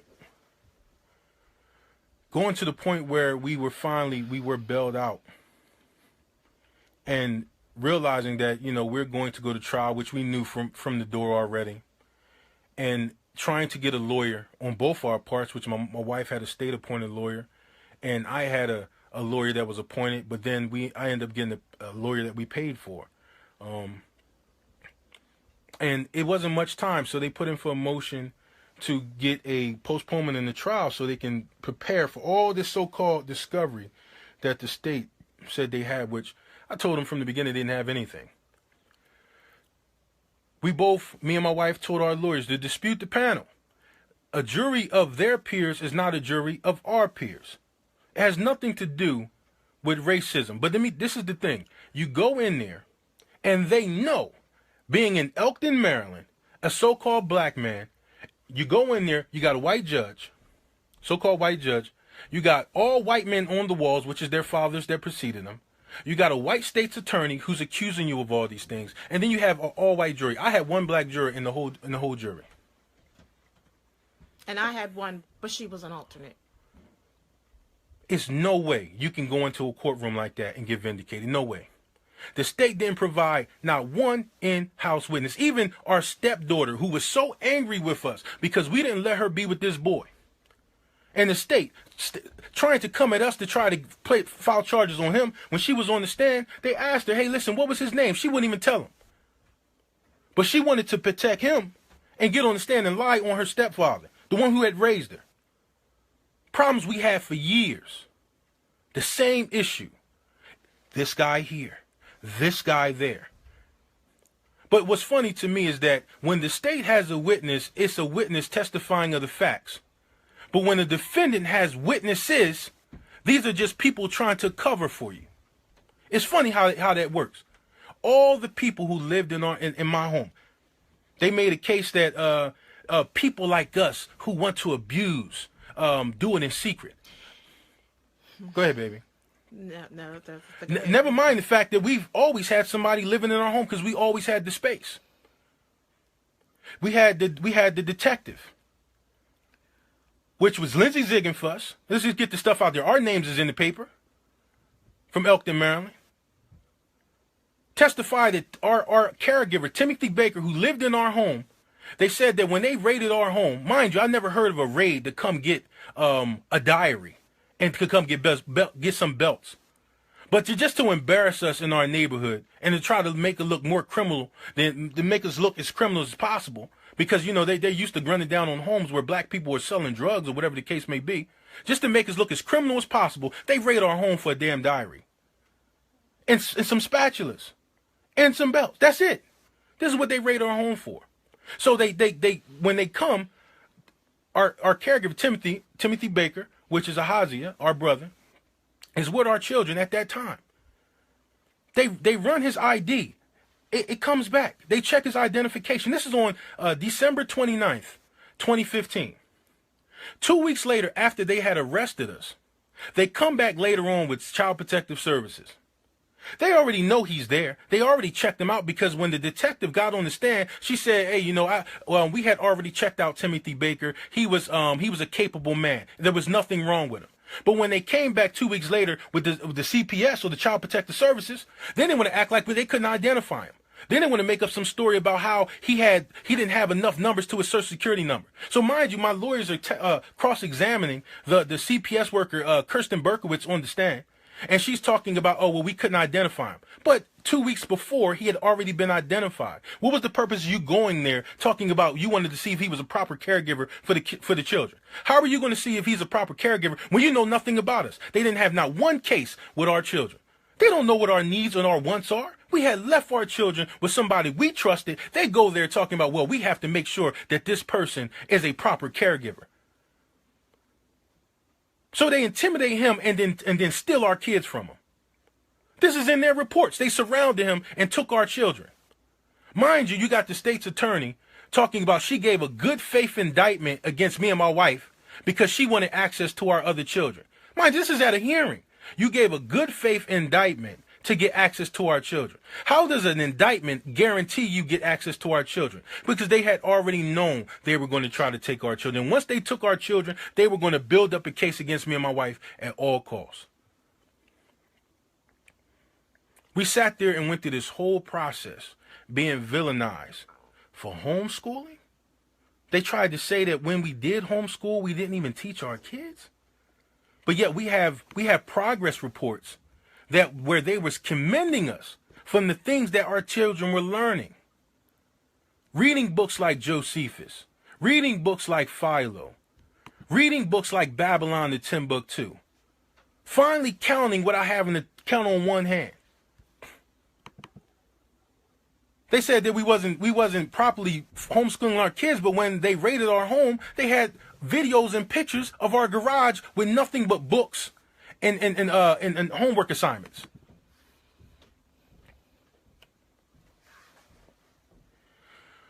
This whole time we've been going through this, we've reached out to certain brothers. And I don't know if some of the brothers remember me from going to the United Nations, from going to the White House. We've reached out to brothers. And I said to brothers what was going on. I said to certain brothers, hey, this is what's happening. You know, I hear a lot of brothers out there talking about, yeah, you should homeschool. You should eat all organic foods. You should treat your kids with herbal remedies and things that the Most High had brought fruit from of the earth. Making your own soaps. We even went to an engagement in New York where we gathered with the GOCC. At the Exodus event where we took our daughter to and we sold soaps at the event. So this is the person that they were saying that we locked in her room for 7 months. Mind you, we showed them pictures. We showed them videos of us on vacation in California. We showed them a video of us. Well, I'm going to show this video. This is us at Lake Murray in California. This is us with all our children at Lake Murray in California.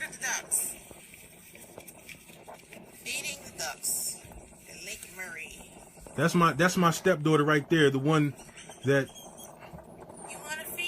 went haywire for the boy or the man. This is the person that they're saying that we locked in her room for 7 months. Mind you, not one witness. People telling them to the contrary. We can cut it off. We'll go to the next one.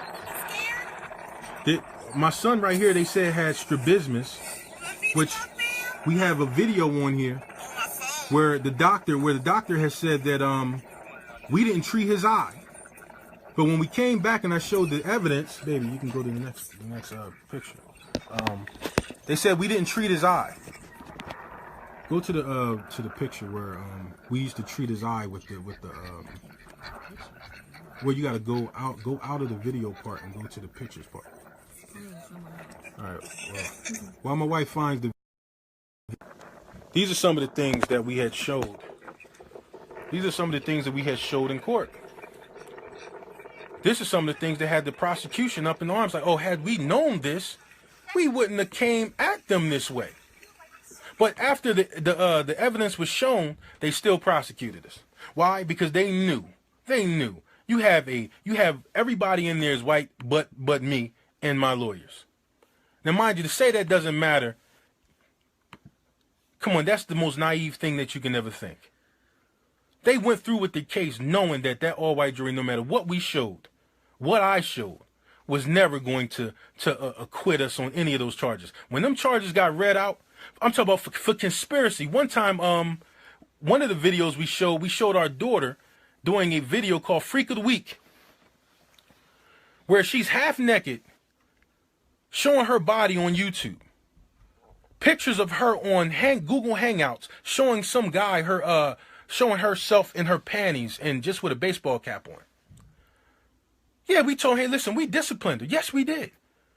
Enough was enough. We had dealt with the stuff on Facebook. No, didn't get in trouble.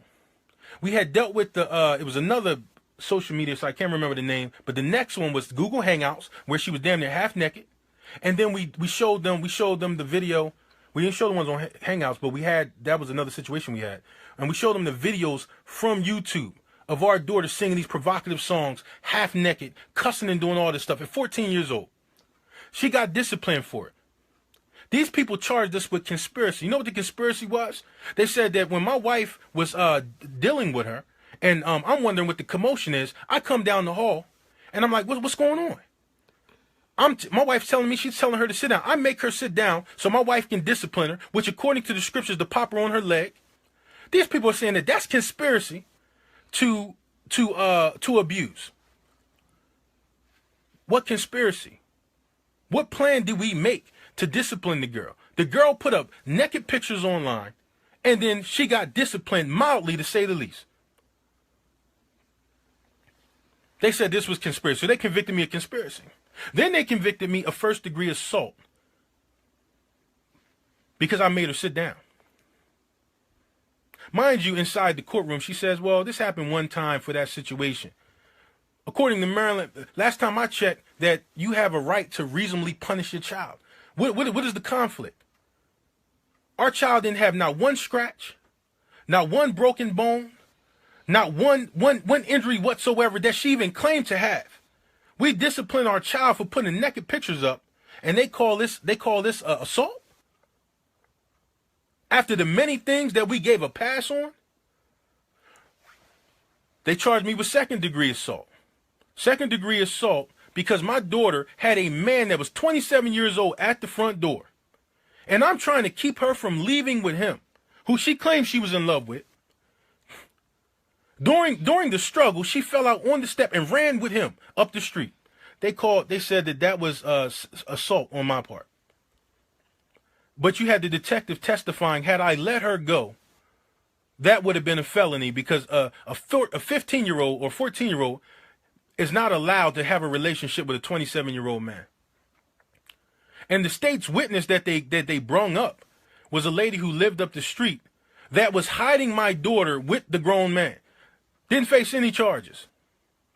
Testified that when my daughter ran up the street, she let her into her house, knowing that she was underage, let her stay there for 3 days, and had a 27-year-old visiting her at the house.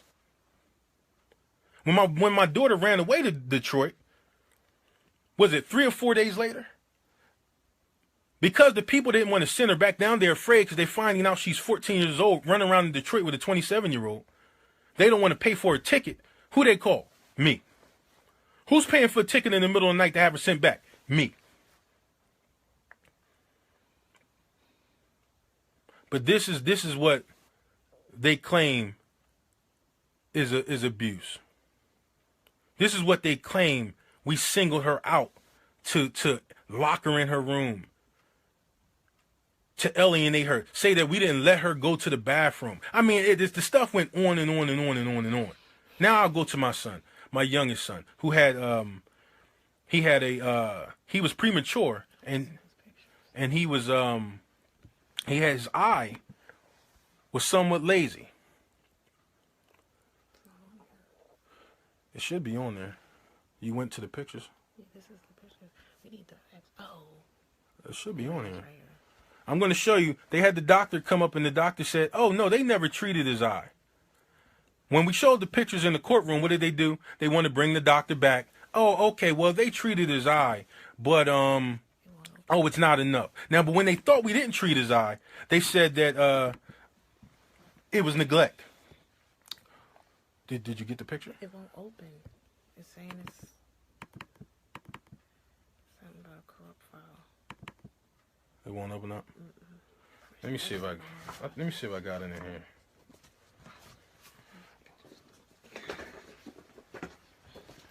See, I think I got a picture inside there with the eye patch.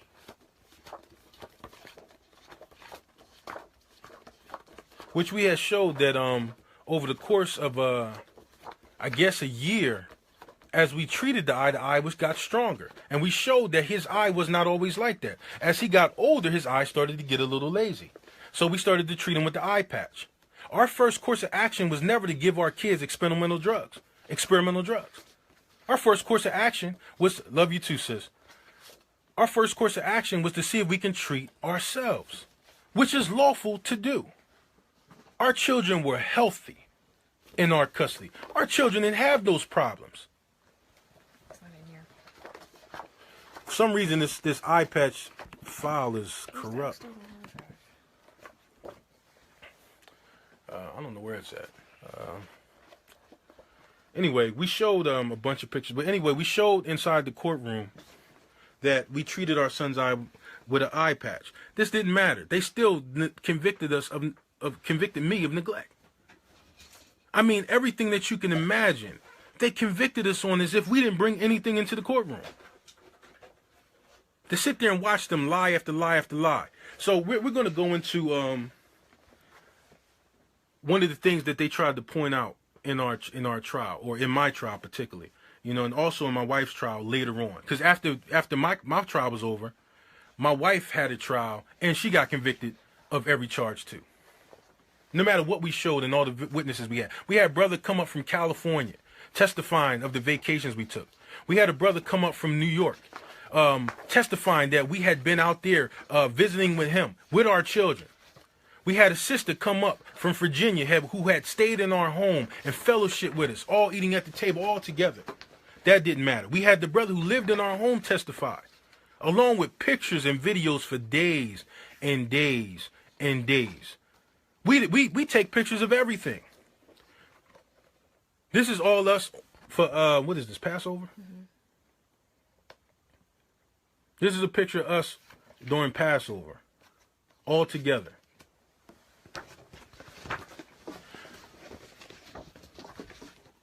To say it started when I allowed a brother who claimed that he didn't have a place to stay to come stay at our house for a little while, and this brother repay my kindness with deciding to build a friendship with my stepdaughter. That wasn't the first incident that we had to deal with, but that was the situation that ultimately led to my daughter attacking her mother for a cell phone to run off with the particular brother.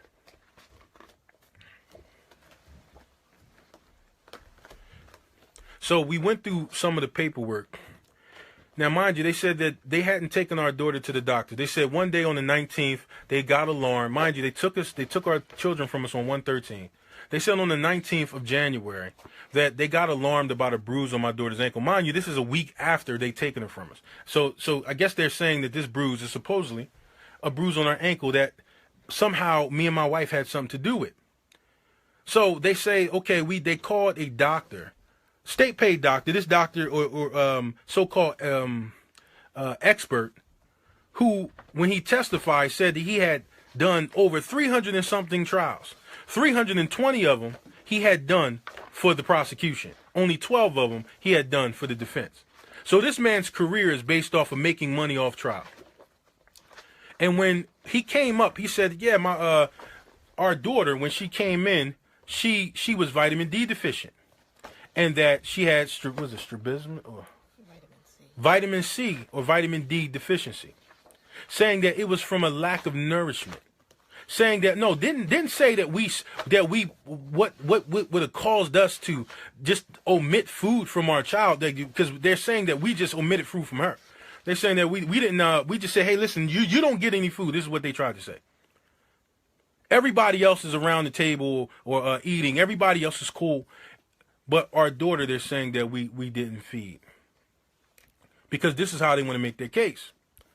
So they get on the stand. They send a CPS worker get on the stand. They have the detective get on the stand, and they're all testifying that my daughter, you know, we have another video here of us at my daughter at the table, and we're going to show that too, because we have so much of it. So some of the stuff that we showed. This is our daughter in our high chair, eating homemade muffins, I think sweet potato muffins. This is the daughter that they said we were trying to nourish with just water. Quinoa water is what they said. So you would think that the charges would be dropped after we show videos and pictures of all the things that they said that were lies. No, it did not happen. It didn't happen like that. These people knew. They said, listen, no matter what, we have a all-white jury sitting here, and more than likely they're going to get convicted anyway. And that's exactly what happened. They give you a jury of their peers and say that they're yours. Me and my wife are incapable. Maybe they are. We're incapable of ever doing something off of fear of the Most High. We love our kids unequivocally.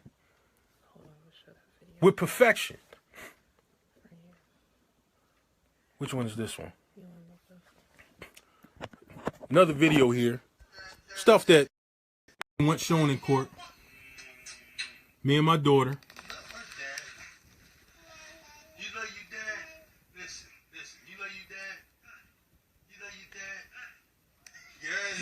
You love your dad? Me and my daughter right here. The one that they're trying to say that we singled out for starvation. Without a shred of proof, but us showing these videos and pictures didn't matter. All they have to do is accuse you.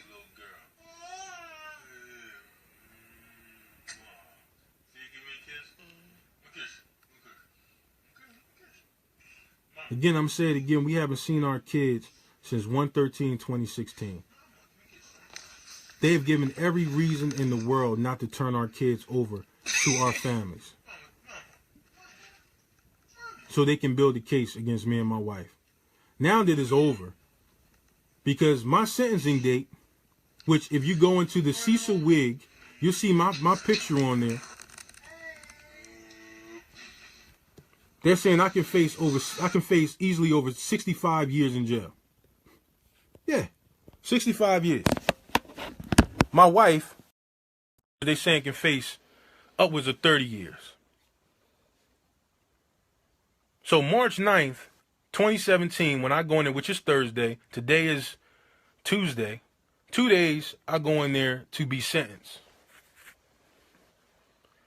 Mind you, everything I have is so-called for some appeal. So what are my children supposed to be? My children supposed to be pillaged? Well, my children supposed to be distributed to whoever it take them. So you're going to make my children fatherless. All 6 of them. My 15-year-old, my 14-year-old, my 13-year-old, my 15-year-old. What is 4 years old, my 4-year-old, my 3-year-old, and my 6-month-old that was recently just born. Wife sitting in jail, pregnant.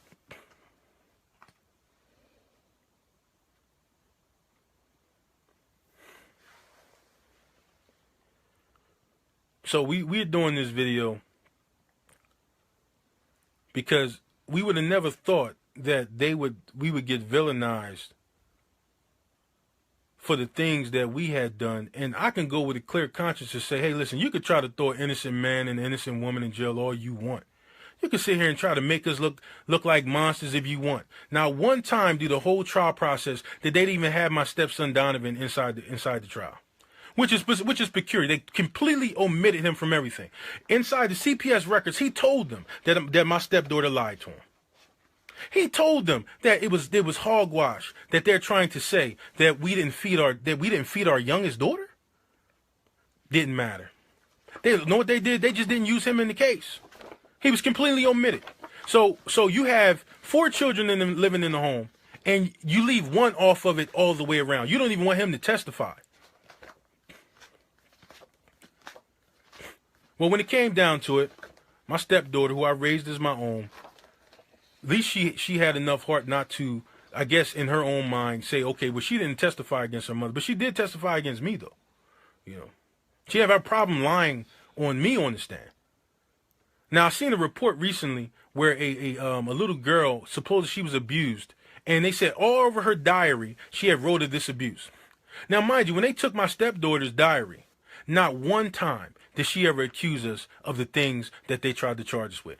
Not one time did she say in there that she was locked in her room for 7 months.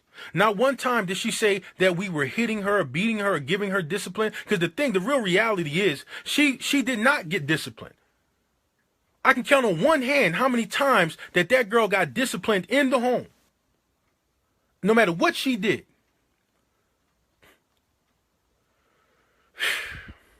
Well, anyway.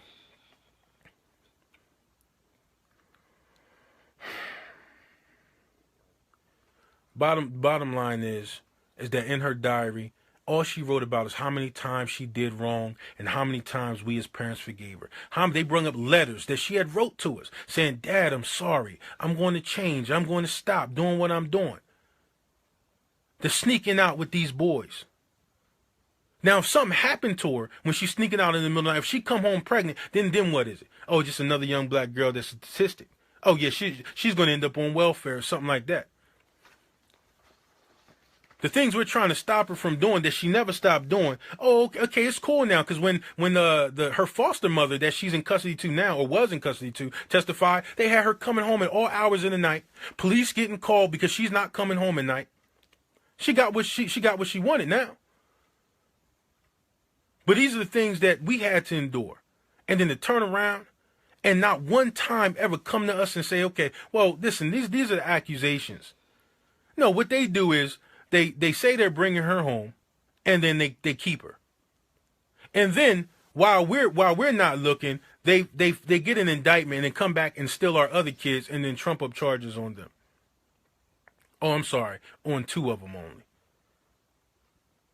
Go in there and show all these pictures and videos and witness testimony just to have this happen. Why? Because during the time, and this is another thing I want to point out. When they charged us, initially we had 18 charges, I think, apiece. And then when they charged with other kids, so my wife had 45 charges, and I had 38. Mind you, with this many charges, they used this to get your bail up to $750,000. $750,000 our bail was. Apiece. Listen, like, I don't think Tupac Shakur's aunt's bail was that much. I haven't seen people on America's Most Wanted bail $750,000. So once they get your bail up to $750,000 because they're giving you all these erroneous charges, you get to trial and then they start dropping all the charges. This is supposed to be a violation of, I believe, the 8th Amendment of cruel and unusual punishment. They stack all these charges to get you incarcerated so you can't get out and fight your case. But the Most High was with us the whole time. All praise the Most High, and I should have blessed him long before now. That we did get bailed out. And we were able to even spend time with each other again. Because if it was up to them, we would never even seen each other again. We'd have had our child in jail where they would have took him from the hands of my wife and to the custody of the CPS. It's in one document that the CPS wrote, Mr. Harris believes women are sole purpose in life was to be beaten and raped. And I'm like, where the hell did this come from? They can just say whatever they want about you. The hell I look like saying something like that? What I look like feeling something like that? But, you know, when they want to vilify you, they say what they want to say. This is the type of paperwork they pass to each other. So this is not the only video that we're going to do. You know, I don't have much time. Because like I said, I get sentenced on March 9th. I have a video from when they came and when they tried to steal my youngest son. When Maryland had called New Jersey and tried to get them to steal our son that we had in New Jersey. And I videoed the whole thing. But when they seen the conspiracy was falling apart, then they want to give us back our son. They had took him for 5 days. And when I said, hey, listen, I recorded the whole thing, and them saying that they had a court order to take my son, which they did not.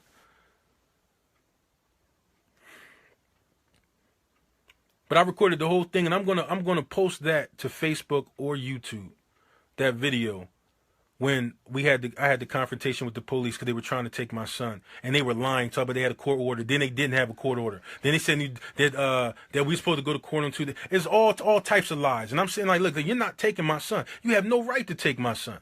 But then when they say, oh, you've been convicted of crime, sir. Oh, but never mind the fact that they're all false.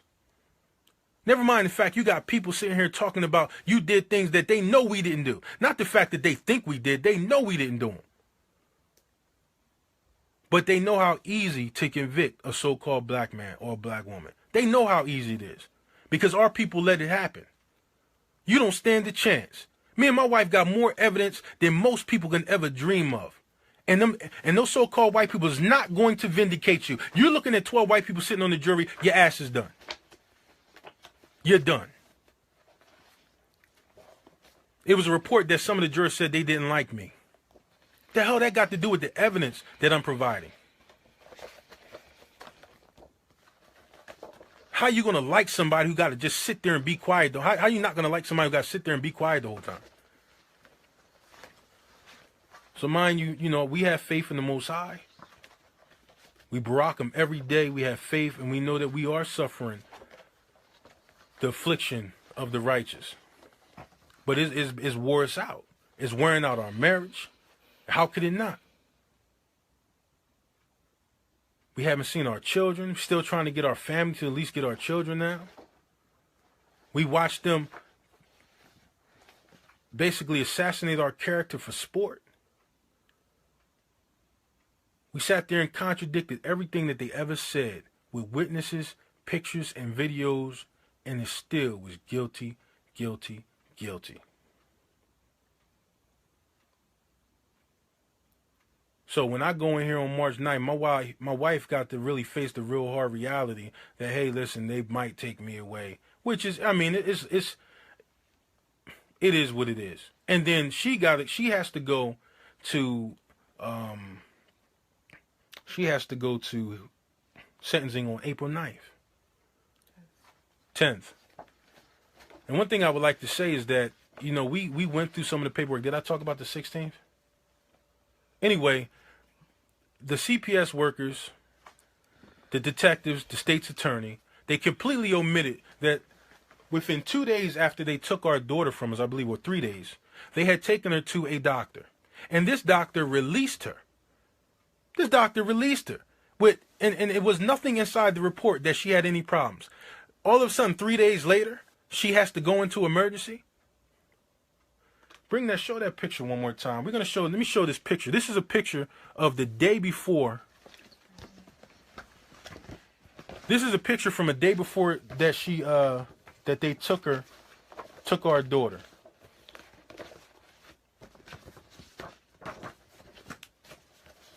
And the main reason I'm talking about my daughter more than anybody is because this is our main child that they tried to use. That's not the one. It's another one. The one with the pink shoes?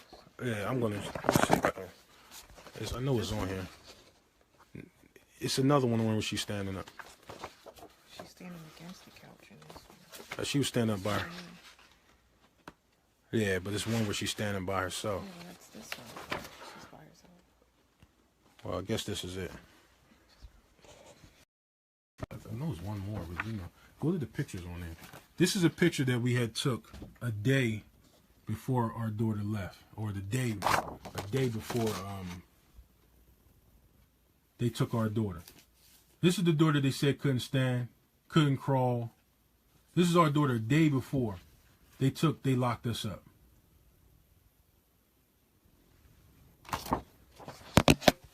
One day.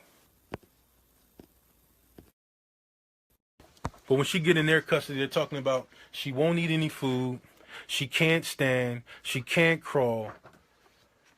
After we reviewed doctor's records that they took her to the doctors on the 16th, they completely omitted that in the trial. They made it look like the first time she went to the doctors was on the 21st, because it would obviously contradict them saying that our daughter was in a medical emergency if they said that, hey, we took her on the 16th, but she got sent home to do a follow-up. That would completely contradict the fact that they're trying to say that our daughter was near starvation. If they say we took her to the doctors and the doctor sent her home on the 16th. So you had the detective sit there and lie and say that she had only went to the doctor on the 21st. You had the CPS worker say she sit there and lied and only went to on the 21st. Then you had the state's attorney Mary Burnell get up there and she's cross-examining to these things that they know is not true because they had all the hospital records in files inside the courtroom. Mind you, that's a picture of our daughter when we went furniture shopping in December. These are all things that we had showed. This is in December.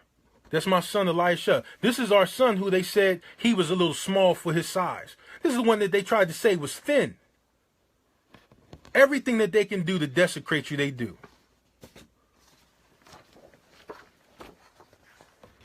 This is our daughter again on 112. This is on 112. We were locked up on 113. This is the little girl that they said we didn't have walking shoes for, but she's in walking shoes. This is a little girl that they said couldn't stand. So you go on the Cecil Wig and you'll see that they have a newspaper clipping of everything but the facts that we had brought out in trial. And you got all these people from Cecil County saying, "Hey, hang him. I hope he burns in hell." This is what they're saying about me. No, they're not, because they don't get the facts. And I don't really think they care, because it's funny to me is that all the people that are saying these things about me are white people.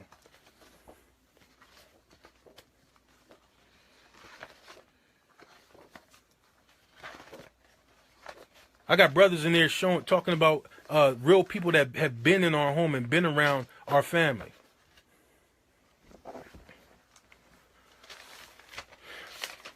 So we're going to upload a video. I got the video when they raided our home. I have the video when they came to New Jersey and New Jersey tried to steal our kids, steal our children as well. You know. And like I had said before, everything we had did is the things that people talk about. We did the homeschooling. We made our garments. And I'm not saying that there's not other brothers that do it and other sisters that do it. But we did all these things.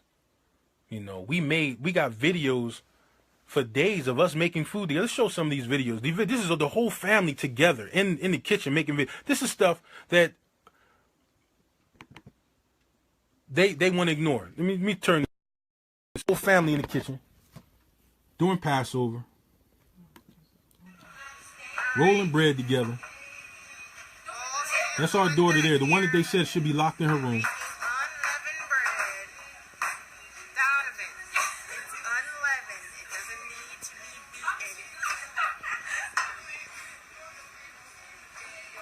Go to the next video. Let's show some more videos. Let's show the videos that they didn't want to believe. We want to show the videos that they didn't have not one witness to say we did these things. But we're showing we bringing people in there to testify for us. Videos to the contrary. Let's just start showing some of these videos. And mind you, these are only a few. This is my daughter playing inside the spice cabinet. Infamous garlic bread concoction going on here. What do we have in this little stainless steel bowl? We have olive oil. That's my stepdaughter that's supposed to be locked in her room according to them. Okay, and we have our little brush tool, and that is going to go on the bread here that we have that's baked in the oven on 350 degrees for 400 degrees. I'm sorry, for 10 minutes. For 10 minutes. We'll show another video.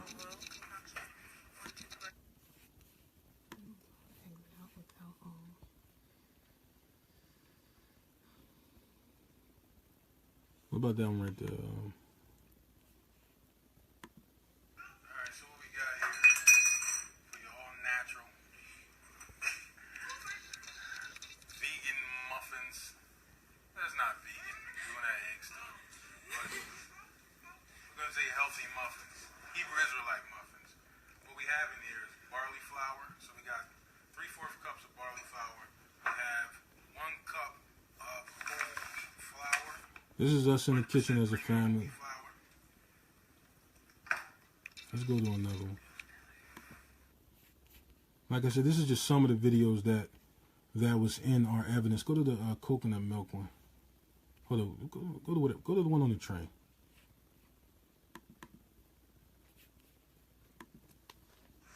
This is us on the train as a family going to California for the Passover, which is expensive to take 6 kids to California on Amtrak.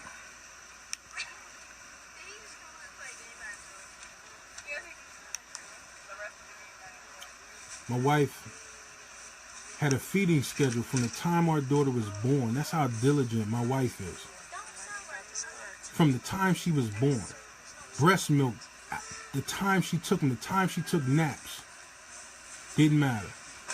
Go to another one. And the reason I'm showing these videos is just to say that we show a lot of this stuff. A lot of this stuff we wasn't even able to show.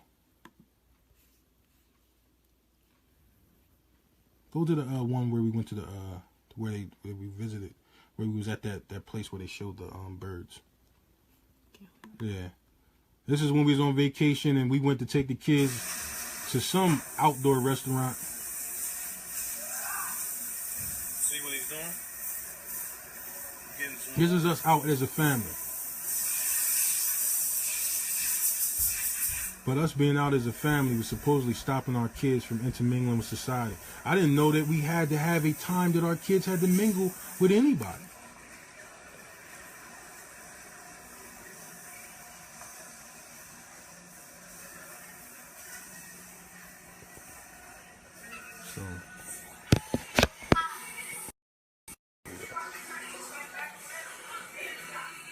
So that's some of the information. You can turn that on. That's some of the information that we provided. And like I said, you know, I am a bit frustrated that we had to go through this. But this is a lot of what we had to deal with in the last year. And we're still praying to get our kids back. We're still praying that the Most High will rule in our favor and turn their counsel or their intentions that have been grievous upon us. We're praying that the Most High turn it over and do what they thought to do to us. You know, so we're gonna stop the video. We're gonna upload another video from when they came to our house in New Jersey and tried to take our son. So we're praying for your, we're hoping for your prayers. We're hoping that this video gets out and that, you know, these things can be undone, that this can be the start of the Most High turning back some of the things that has happened to us. You know. So, no, we haven't been able to visit them. They denied his visitation. You can tell them about that, baby. So we actually had, after the first incarceration, when they took the younger children, we actually had a visitation set up for that Thursday. And they brought up this hearing out of nowhere, called us on the Monday and said, hey, we need you to come to court on Wednesday for this hearing. And I believe this was the hearing about the vaccinations, because they were actually trying to force us to vaccinate our children at the time too. So we went to court on Wednesday for this emergency vaccination hearing, and they locked us up.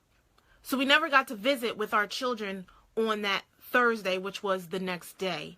And then when we got out the second time, they denied us visitation with our children, supposedly due to, it was conditions of our bail.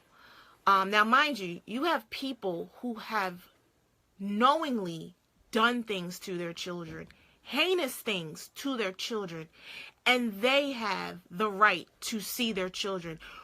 We couldn't even get supervised visitation. They stopped all contact whatsoever, not only with us, but even with our family members. My mother has been trying to get visitation with the children. The year they took them, she was trying to get visitation that summer when they got out of school. Never happened. My mother-in-law has been trying to get the kids from them, and still, as of yet, nothing. So they're not only just keeping them from us, but they're keeping them from everybody.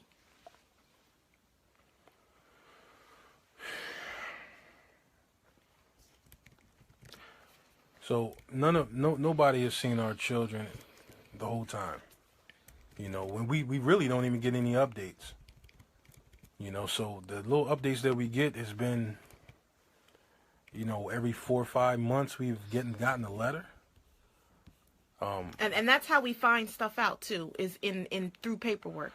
You know, we find out by reading papers that you know, they've done certain tests, or they're giving them certain medications, or they've seen certain doctors, or they've gone to these particular visits, or they've had visits with amongst the siblings. Like, all this information is coming through paperwork. The communication between CPS got so bad that I had to get my attorney involved, because we were not receiving phone calls. Like, we would leave message after message after message after message, and nobody's calling back. Now, mind you, they have our home number, cell phone number.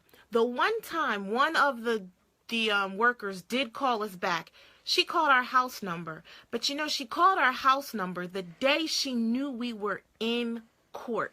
Do you think she called the cell phone number? No. Another thing too, we during the time that we were incarcerated, even the time after we got out, they were trying to vaccinate our kids. Now, mind you, they're saying so that our kids get in preparation for school. Mind you, our kids are not ready for school for at least another 2-3 years. So we're incarcerated trying to fight them from vaccinating our children. So while they're trying to look at this as some type of neglectful move, our first son, Elias Shah, when he was vaccinated, his temperature shot up to 102. 102. The moment he got the vaccination. So we've done research over the years about these vaccinations, knowing that they contribute to autism, knowing that they have mercury in them, knowing that they're completely experimental, knowing that the fact is that they don't really, it's not even a scientific case where they actually keep you from getting any type of disease. They're actually putting the virus in you. So we haven't gotten our kids vaccinated, other than our first son when we did that. So the whole time we're in family court, incarcerated, we're fighting them about vaccinating our child. We're saying, well, let us get a second opinion. Was denied that. Let us get our own expert witness, which the state had theirs. Was denied that.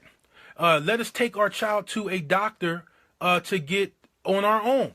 I said I would pay cash for my child to go to the doctor if the state didn't want to pay for it. They denied us that. They didn't want us to have any contact or have the chance of getting another doctor to contradict what their doctor was going to come out and say. So the only doctor that was in the courtroom was the state's doctor.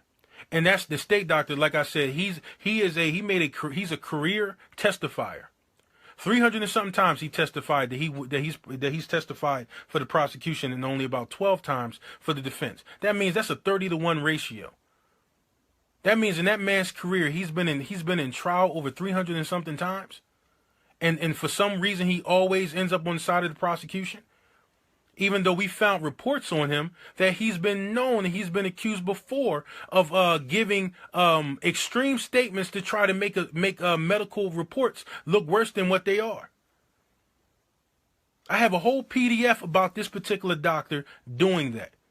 And he was accused by another family, which he made certain comments or made certain diagnoses that a child was in worse condition than what it was. And he was sued for that. But you know, that's information that we found on our own. I guess that wasn't the job of my attorneys for them to do that. But he came out and did the same thing with us, using words like near death, using words like starvation and malnourishment. Not willing to commit to say that we did it, but to say the words as if, okay, maybe some bipartisan group had done it. Maybe somebody who wasn't around had done it. So out of all the people in the home, nobody ever said these things. We used to eat as a family. What the hell we look like, being God-fearing people? We fear the Most High of Israel, who we are, the true Israelites. And we're sitting here trying to omit food from our child? But when they're accusing you of these things, it don't matter. Once they get you in a position where you're in a courtroom and it goes to jury decision, it's a done deal. There's no way, with all the information that we provided, no way with the pictures, videos, and witnesses that lived in our home and that came from far to testify from us, should they had come back with guilty on anything. So I got to go in here on the 9th and not know when I'll ever see my kids again. and facing upwards of 65 years if the judge so decided it should be like that. And my name is all over the newspaper. Mind you, our case had been kept secret. I don't know why it's not on all the major television channels. They accused us of being terrorists and black extremists. You know, they violated the First Amendment for 9 months. Then when we get to trial, then they want to say, oh, to some strange cultural belief system, because they know that they can't say that in the trial, but they can villainize you all the way up until then. Any appellate lawyer that looks at these transcripts and see the things that they said about us, unfounded, unsubstantiated, and this is the things that they use to get us in the courtroom, and then the state's attorney gives us a plea bargain to basically say kiss. Basically, she just bent over backwards and said kiss it. No matter what happens, if we get you to trial, you're done. She gave us a plea bargain that I would think that she would give to most murderers. One where there is no guarantee of time. So they knew what they were doing. And even through all of it, we have faith in the Most High. We technically shouldn't be out right now. How many families put up $300,000 or 10% of it, whatever way you want to call it, 10% or 1% of it? And then after we were bailed out for that, how many families come along for $750,000 and then get you bailed out? The Most High did that. The Most High allowed for us to even spend whatever time that we can spend with each other if we got to go through further persecution. And even after we were convicted. Even after we were convicted, the judge allowed us to go home from a pretrial sentencing, you know. But the thing is this, is that for them to dismiss all the lower charges, and a lot of the charges they dismissed as soon as we got to trial. So it's like you use these charges to get our bail to an obscene amount, which would be cruel and unusual punishment. And then when you get to trial, they dismiss the charges. So it's like my bail could have been $50,000, but yet you wanted to just stack all these charges against me, where my wife is running around with 45 charges and I'm running around with 38. Ultimately, I get convicted of 12 and my wife get convicted of 5, which we should have got convicted of none. Because number one, we're not guilty. Number one, we never did these things. But the thing is this: the Amish, they can sit there on some type of reservation. The Jewish can go around circumcising children with their teeth, kids dying of herpes, and nobody ever says nothing to them. We're keeping the commandments, keeping the Sabbath, Passover. We're keeping the feast of we're keeping the Feast of Weeks. We're keeping Purim. We're keeping the Feast of Tabernacles, the Feast of Dedication. We're keeping these things, and all of a sudden we're some religious extremists. We're black Hebrew Israelite terrorists. We're all these things. Tried to say that I had terror networks set up in Washington and New York. Unprecedented, unfounded stuff, all to get you incarcerated and have your bail ridiculous. And then when the judge is hearing all this, then he says, well, I'm going to deny them visitation with their children.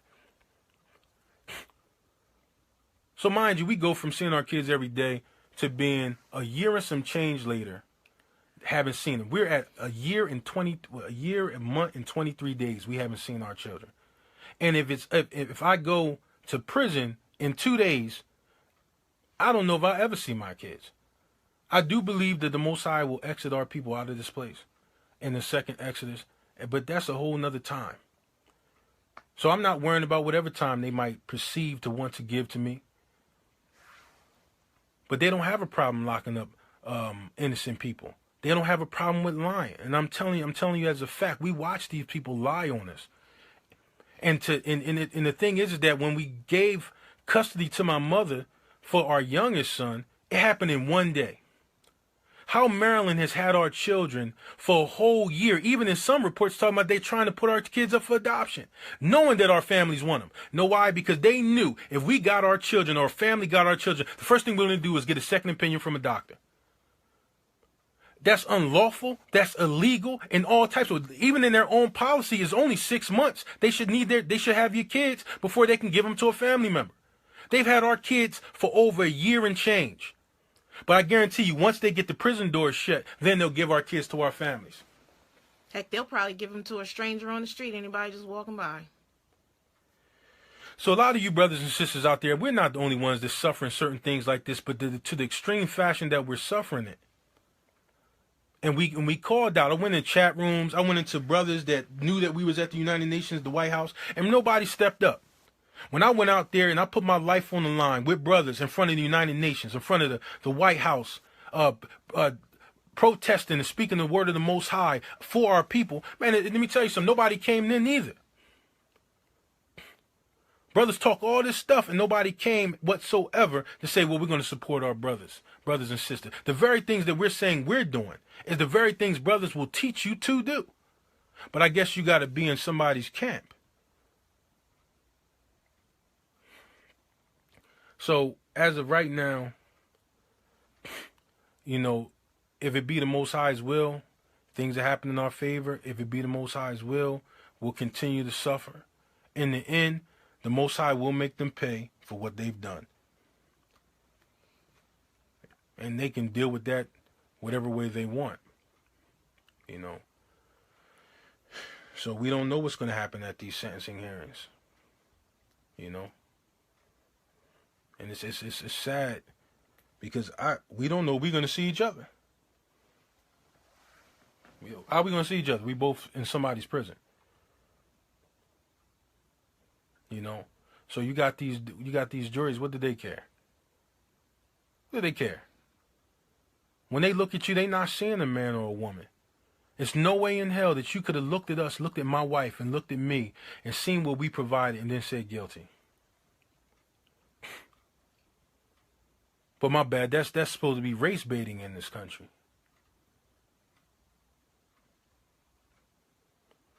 So I told my family, I told my sisters, I told my mother, I told my wife, I don't even want them to go to the sentencing. I'm telling them not to go. Go for what?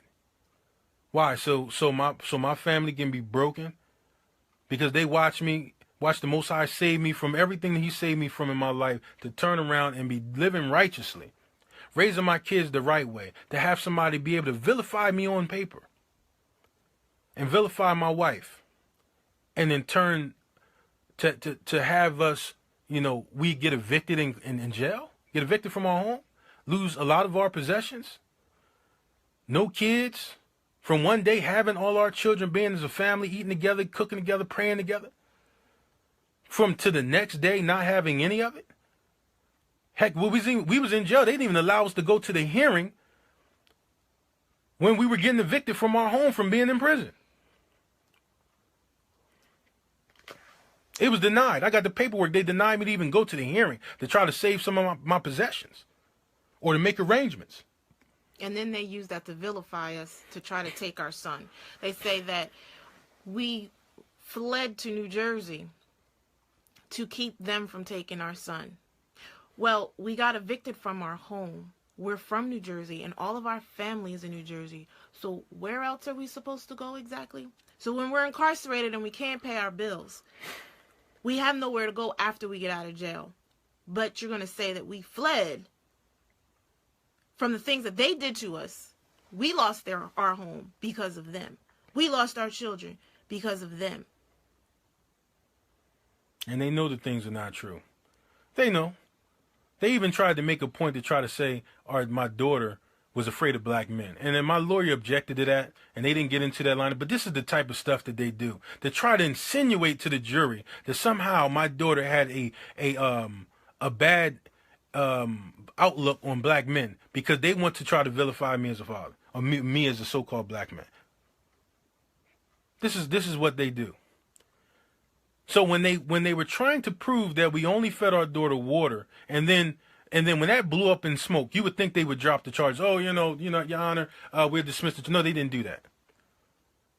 All the lesser charges, jaywalking, yeah, let's dismiss that. All the major charges stayed, even though we had proved unequivocally that they were false. Testimony, videos, pictures. I can't emphasize that enough, because if you can't vindicate yourself with pictures and videos and testimony that's from people in the home, people coming from long and far to testify for you, I don't know what you're supposed to do. There's no way I'll ever believe that us as so-called black peoples, that's how we're looked at in this country, you're going to be vindicated by all white jury. I'll never believe it. I'll never believe it. And people can say to themselves what they want. We watched it. We're doing it right now. And they said guilty as if they were giving out Happy Meals. They said guilty as if it was no problem doing it. You would think that you would have some pause. Even being read the jury instructions beyond a reasonable doubt. You have to look at the law. All these instructions that the jury is given and didn't follow not one damn thing. Not one. And then with me and my wife, that means that we're guilty because they say so. Hell no, we not. Hell no. There's no way possible. The same way it's not possible for Mars to come to Earth. There's no way possible that we would hurt our children. They basically said we don't have a right to our children. The state's attorney had the nerve to say that we should have went to a doctor to ask the doctor how should we feed our children. Now we're incapable of knowing how to feed our children. Our child ate with us. We don't have to say, hey, listen, we got some report where our child wouldn't eat. Oh, but you know what they do to protect, to defend that? What they say is because she was being starved, the children that are starved, they go through something where they call it eater's remorse. What do they call it? They were saying something about the child doesn't want to eat because they're not used to eating.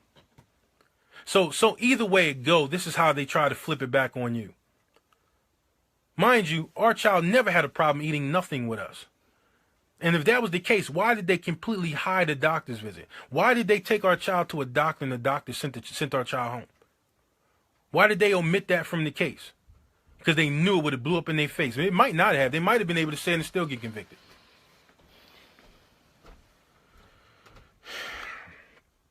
So, we're hoping that this video go viral.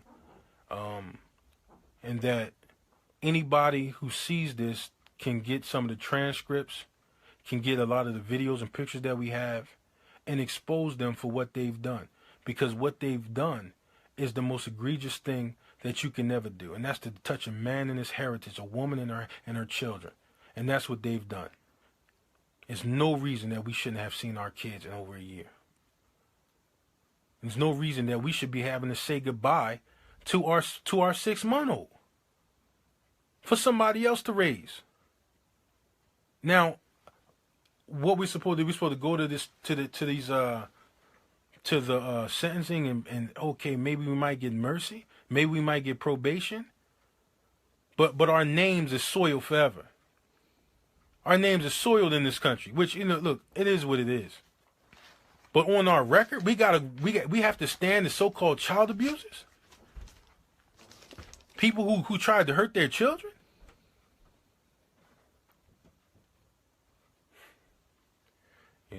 So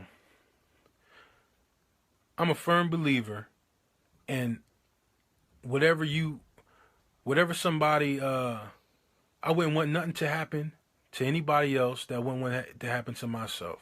I wouldn't do anything to anybody that I wouldn't want to happen to me. And if me and my wife hurt our children, we deserve the judgment of the Most High. But we didn't. So if we did not hurt our children, then they deserve the full wrath, 10-fold, 20-fold of the wrath of the Most High. Let's put it out there like that. If we hurt our children, then we deserve it.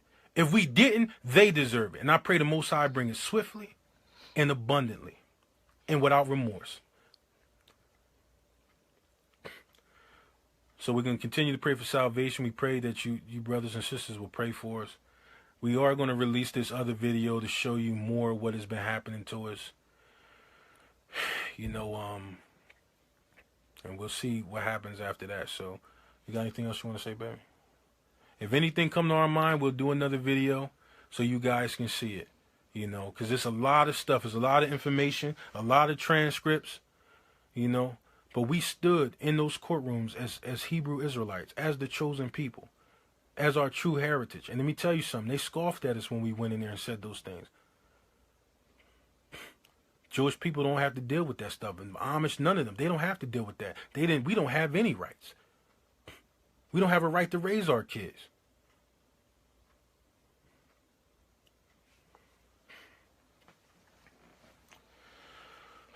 So shalom.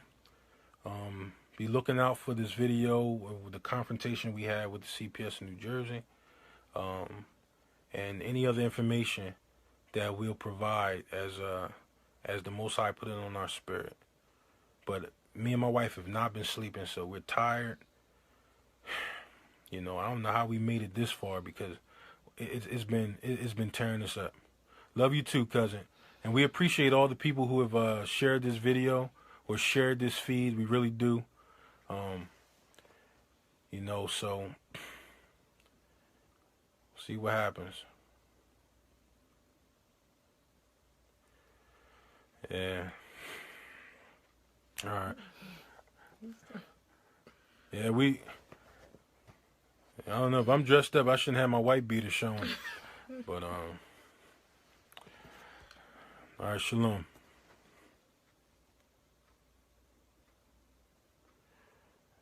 Appreciate it. 1592 on the shores of West Africa. We migrated from Israel, but that's where they captured us.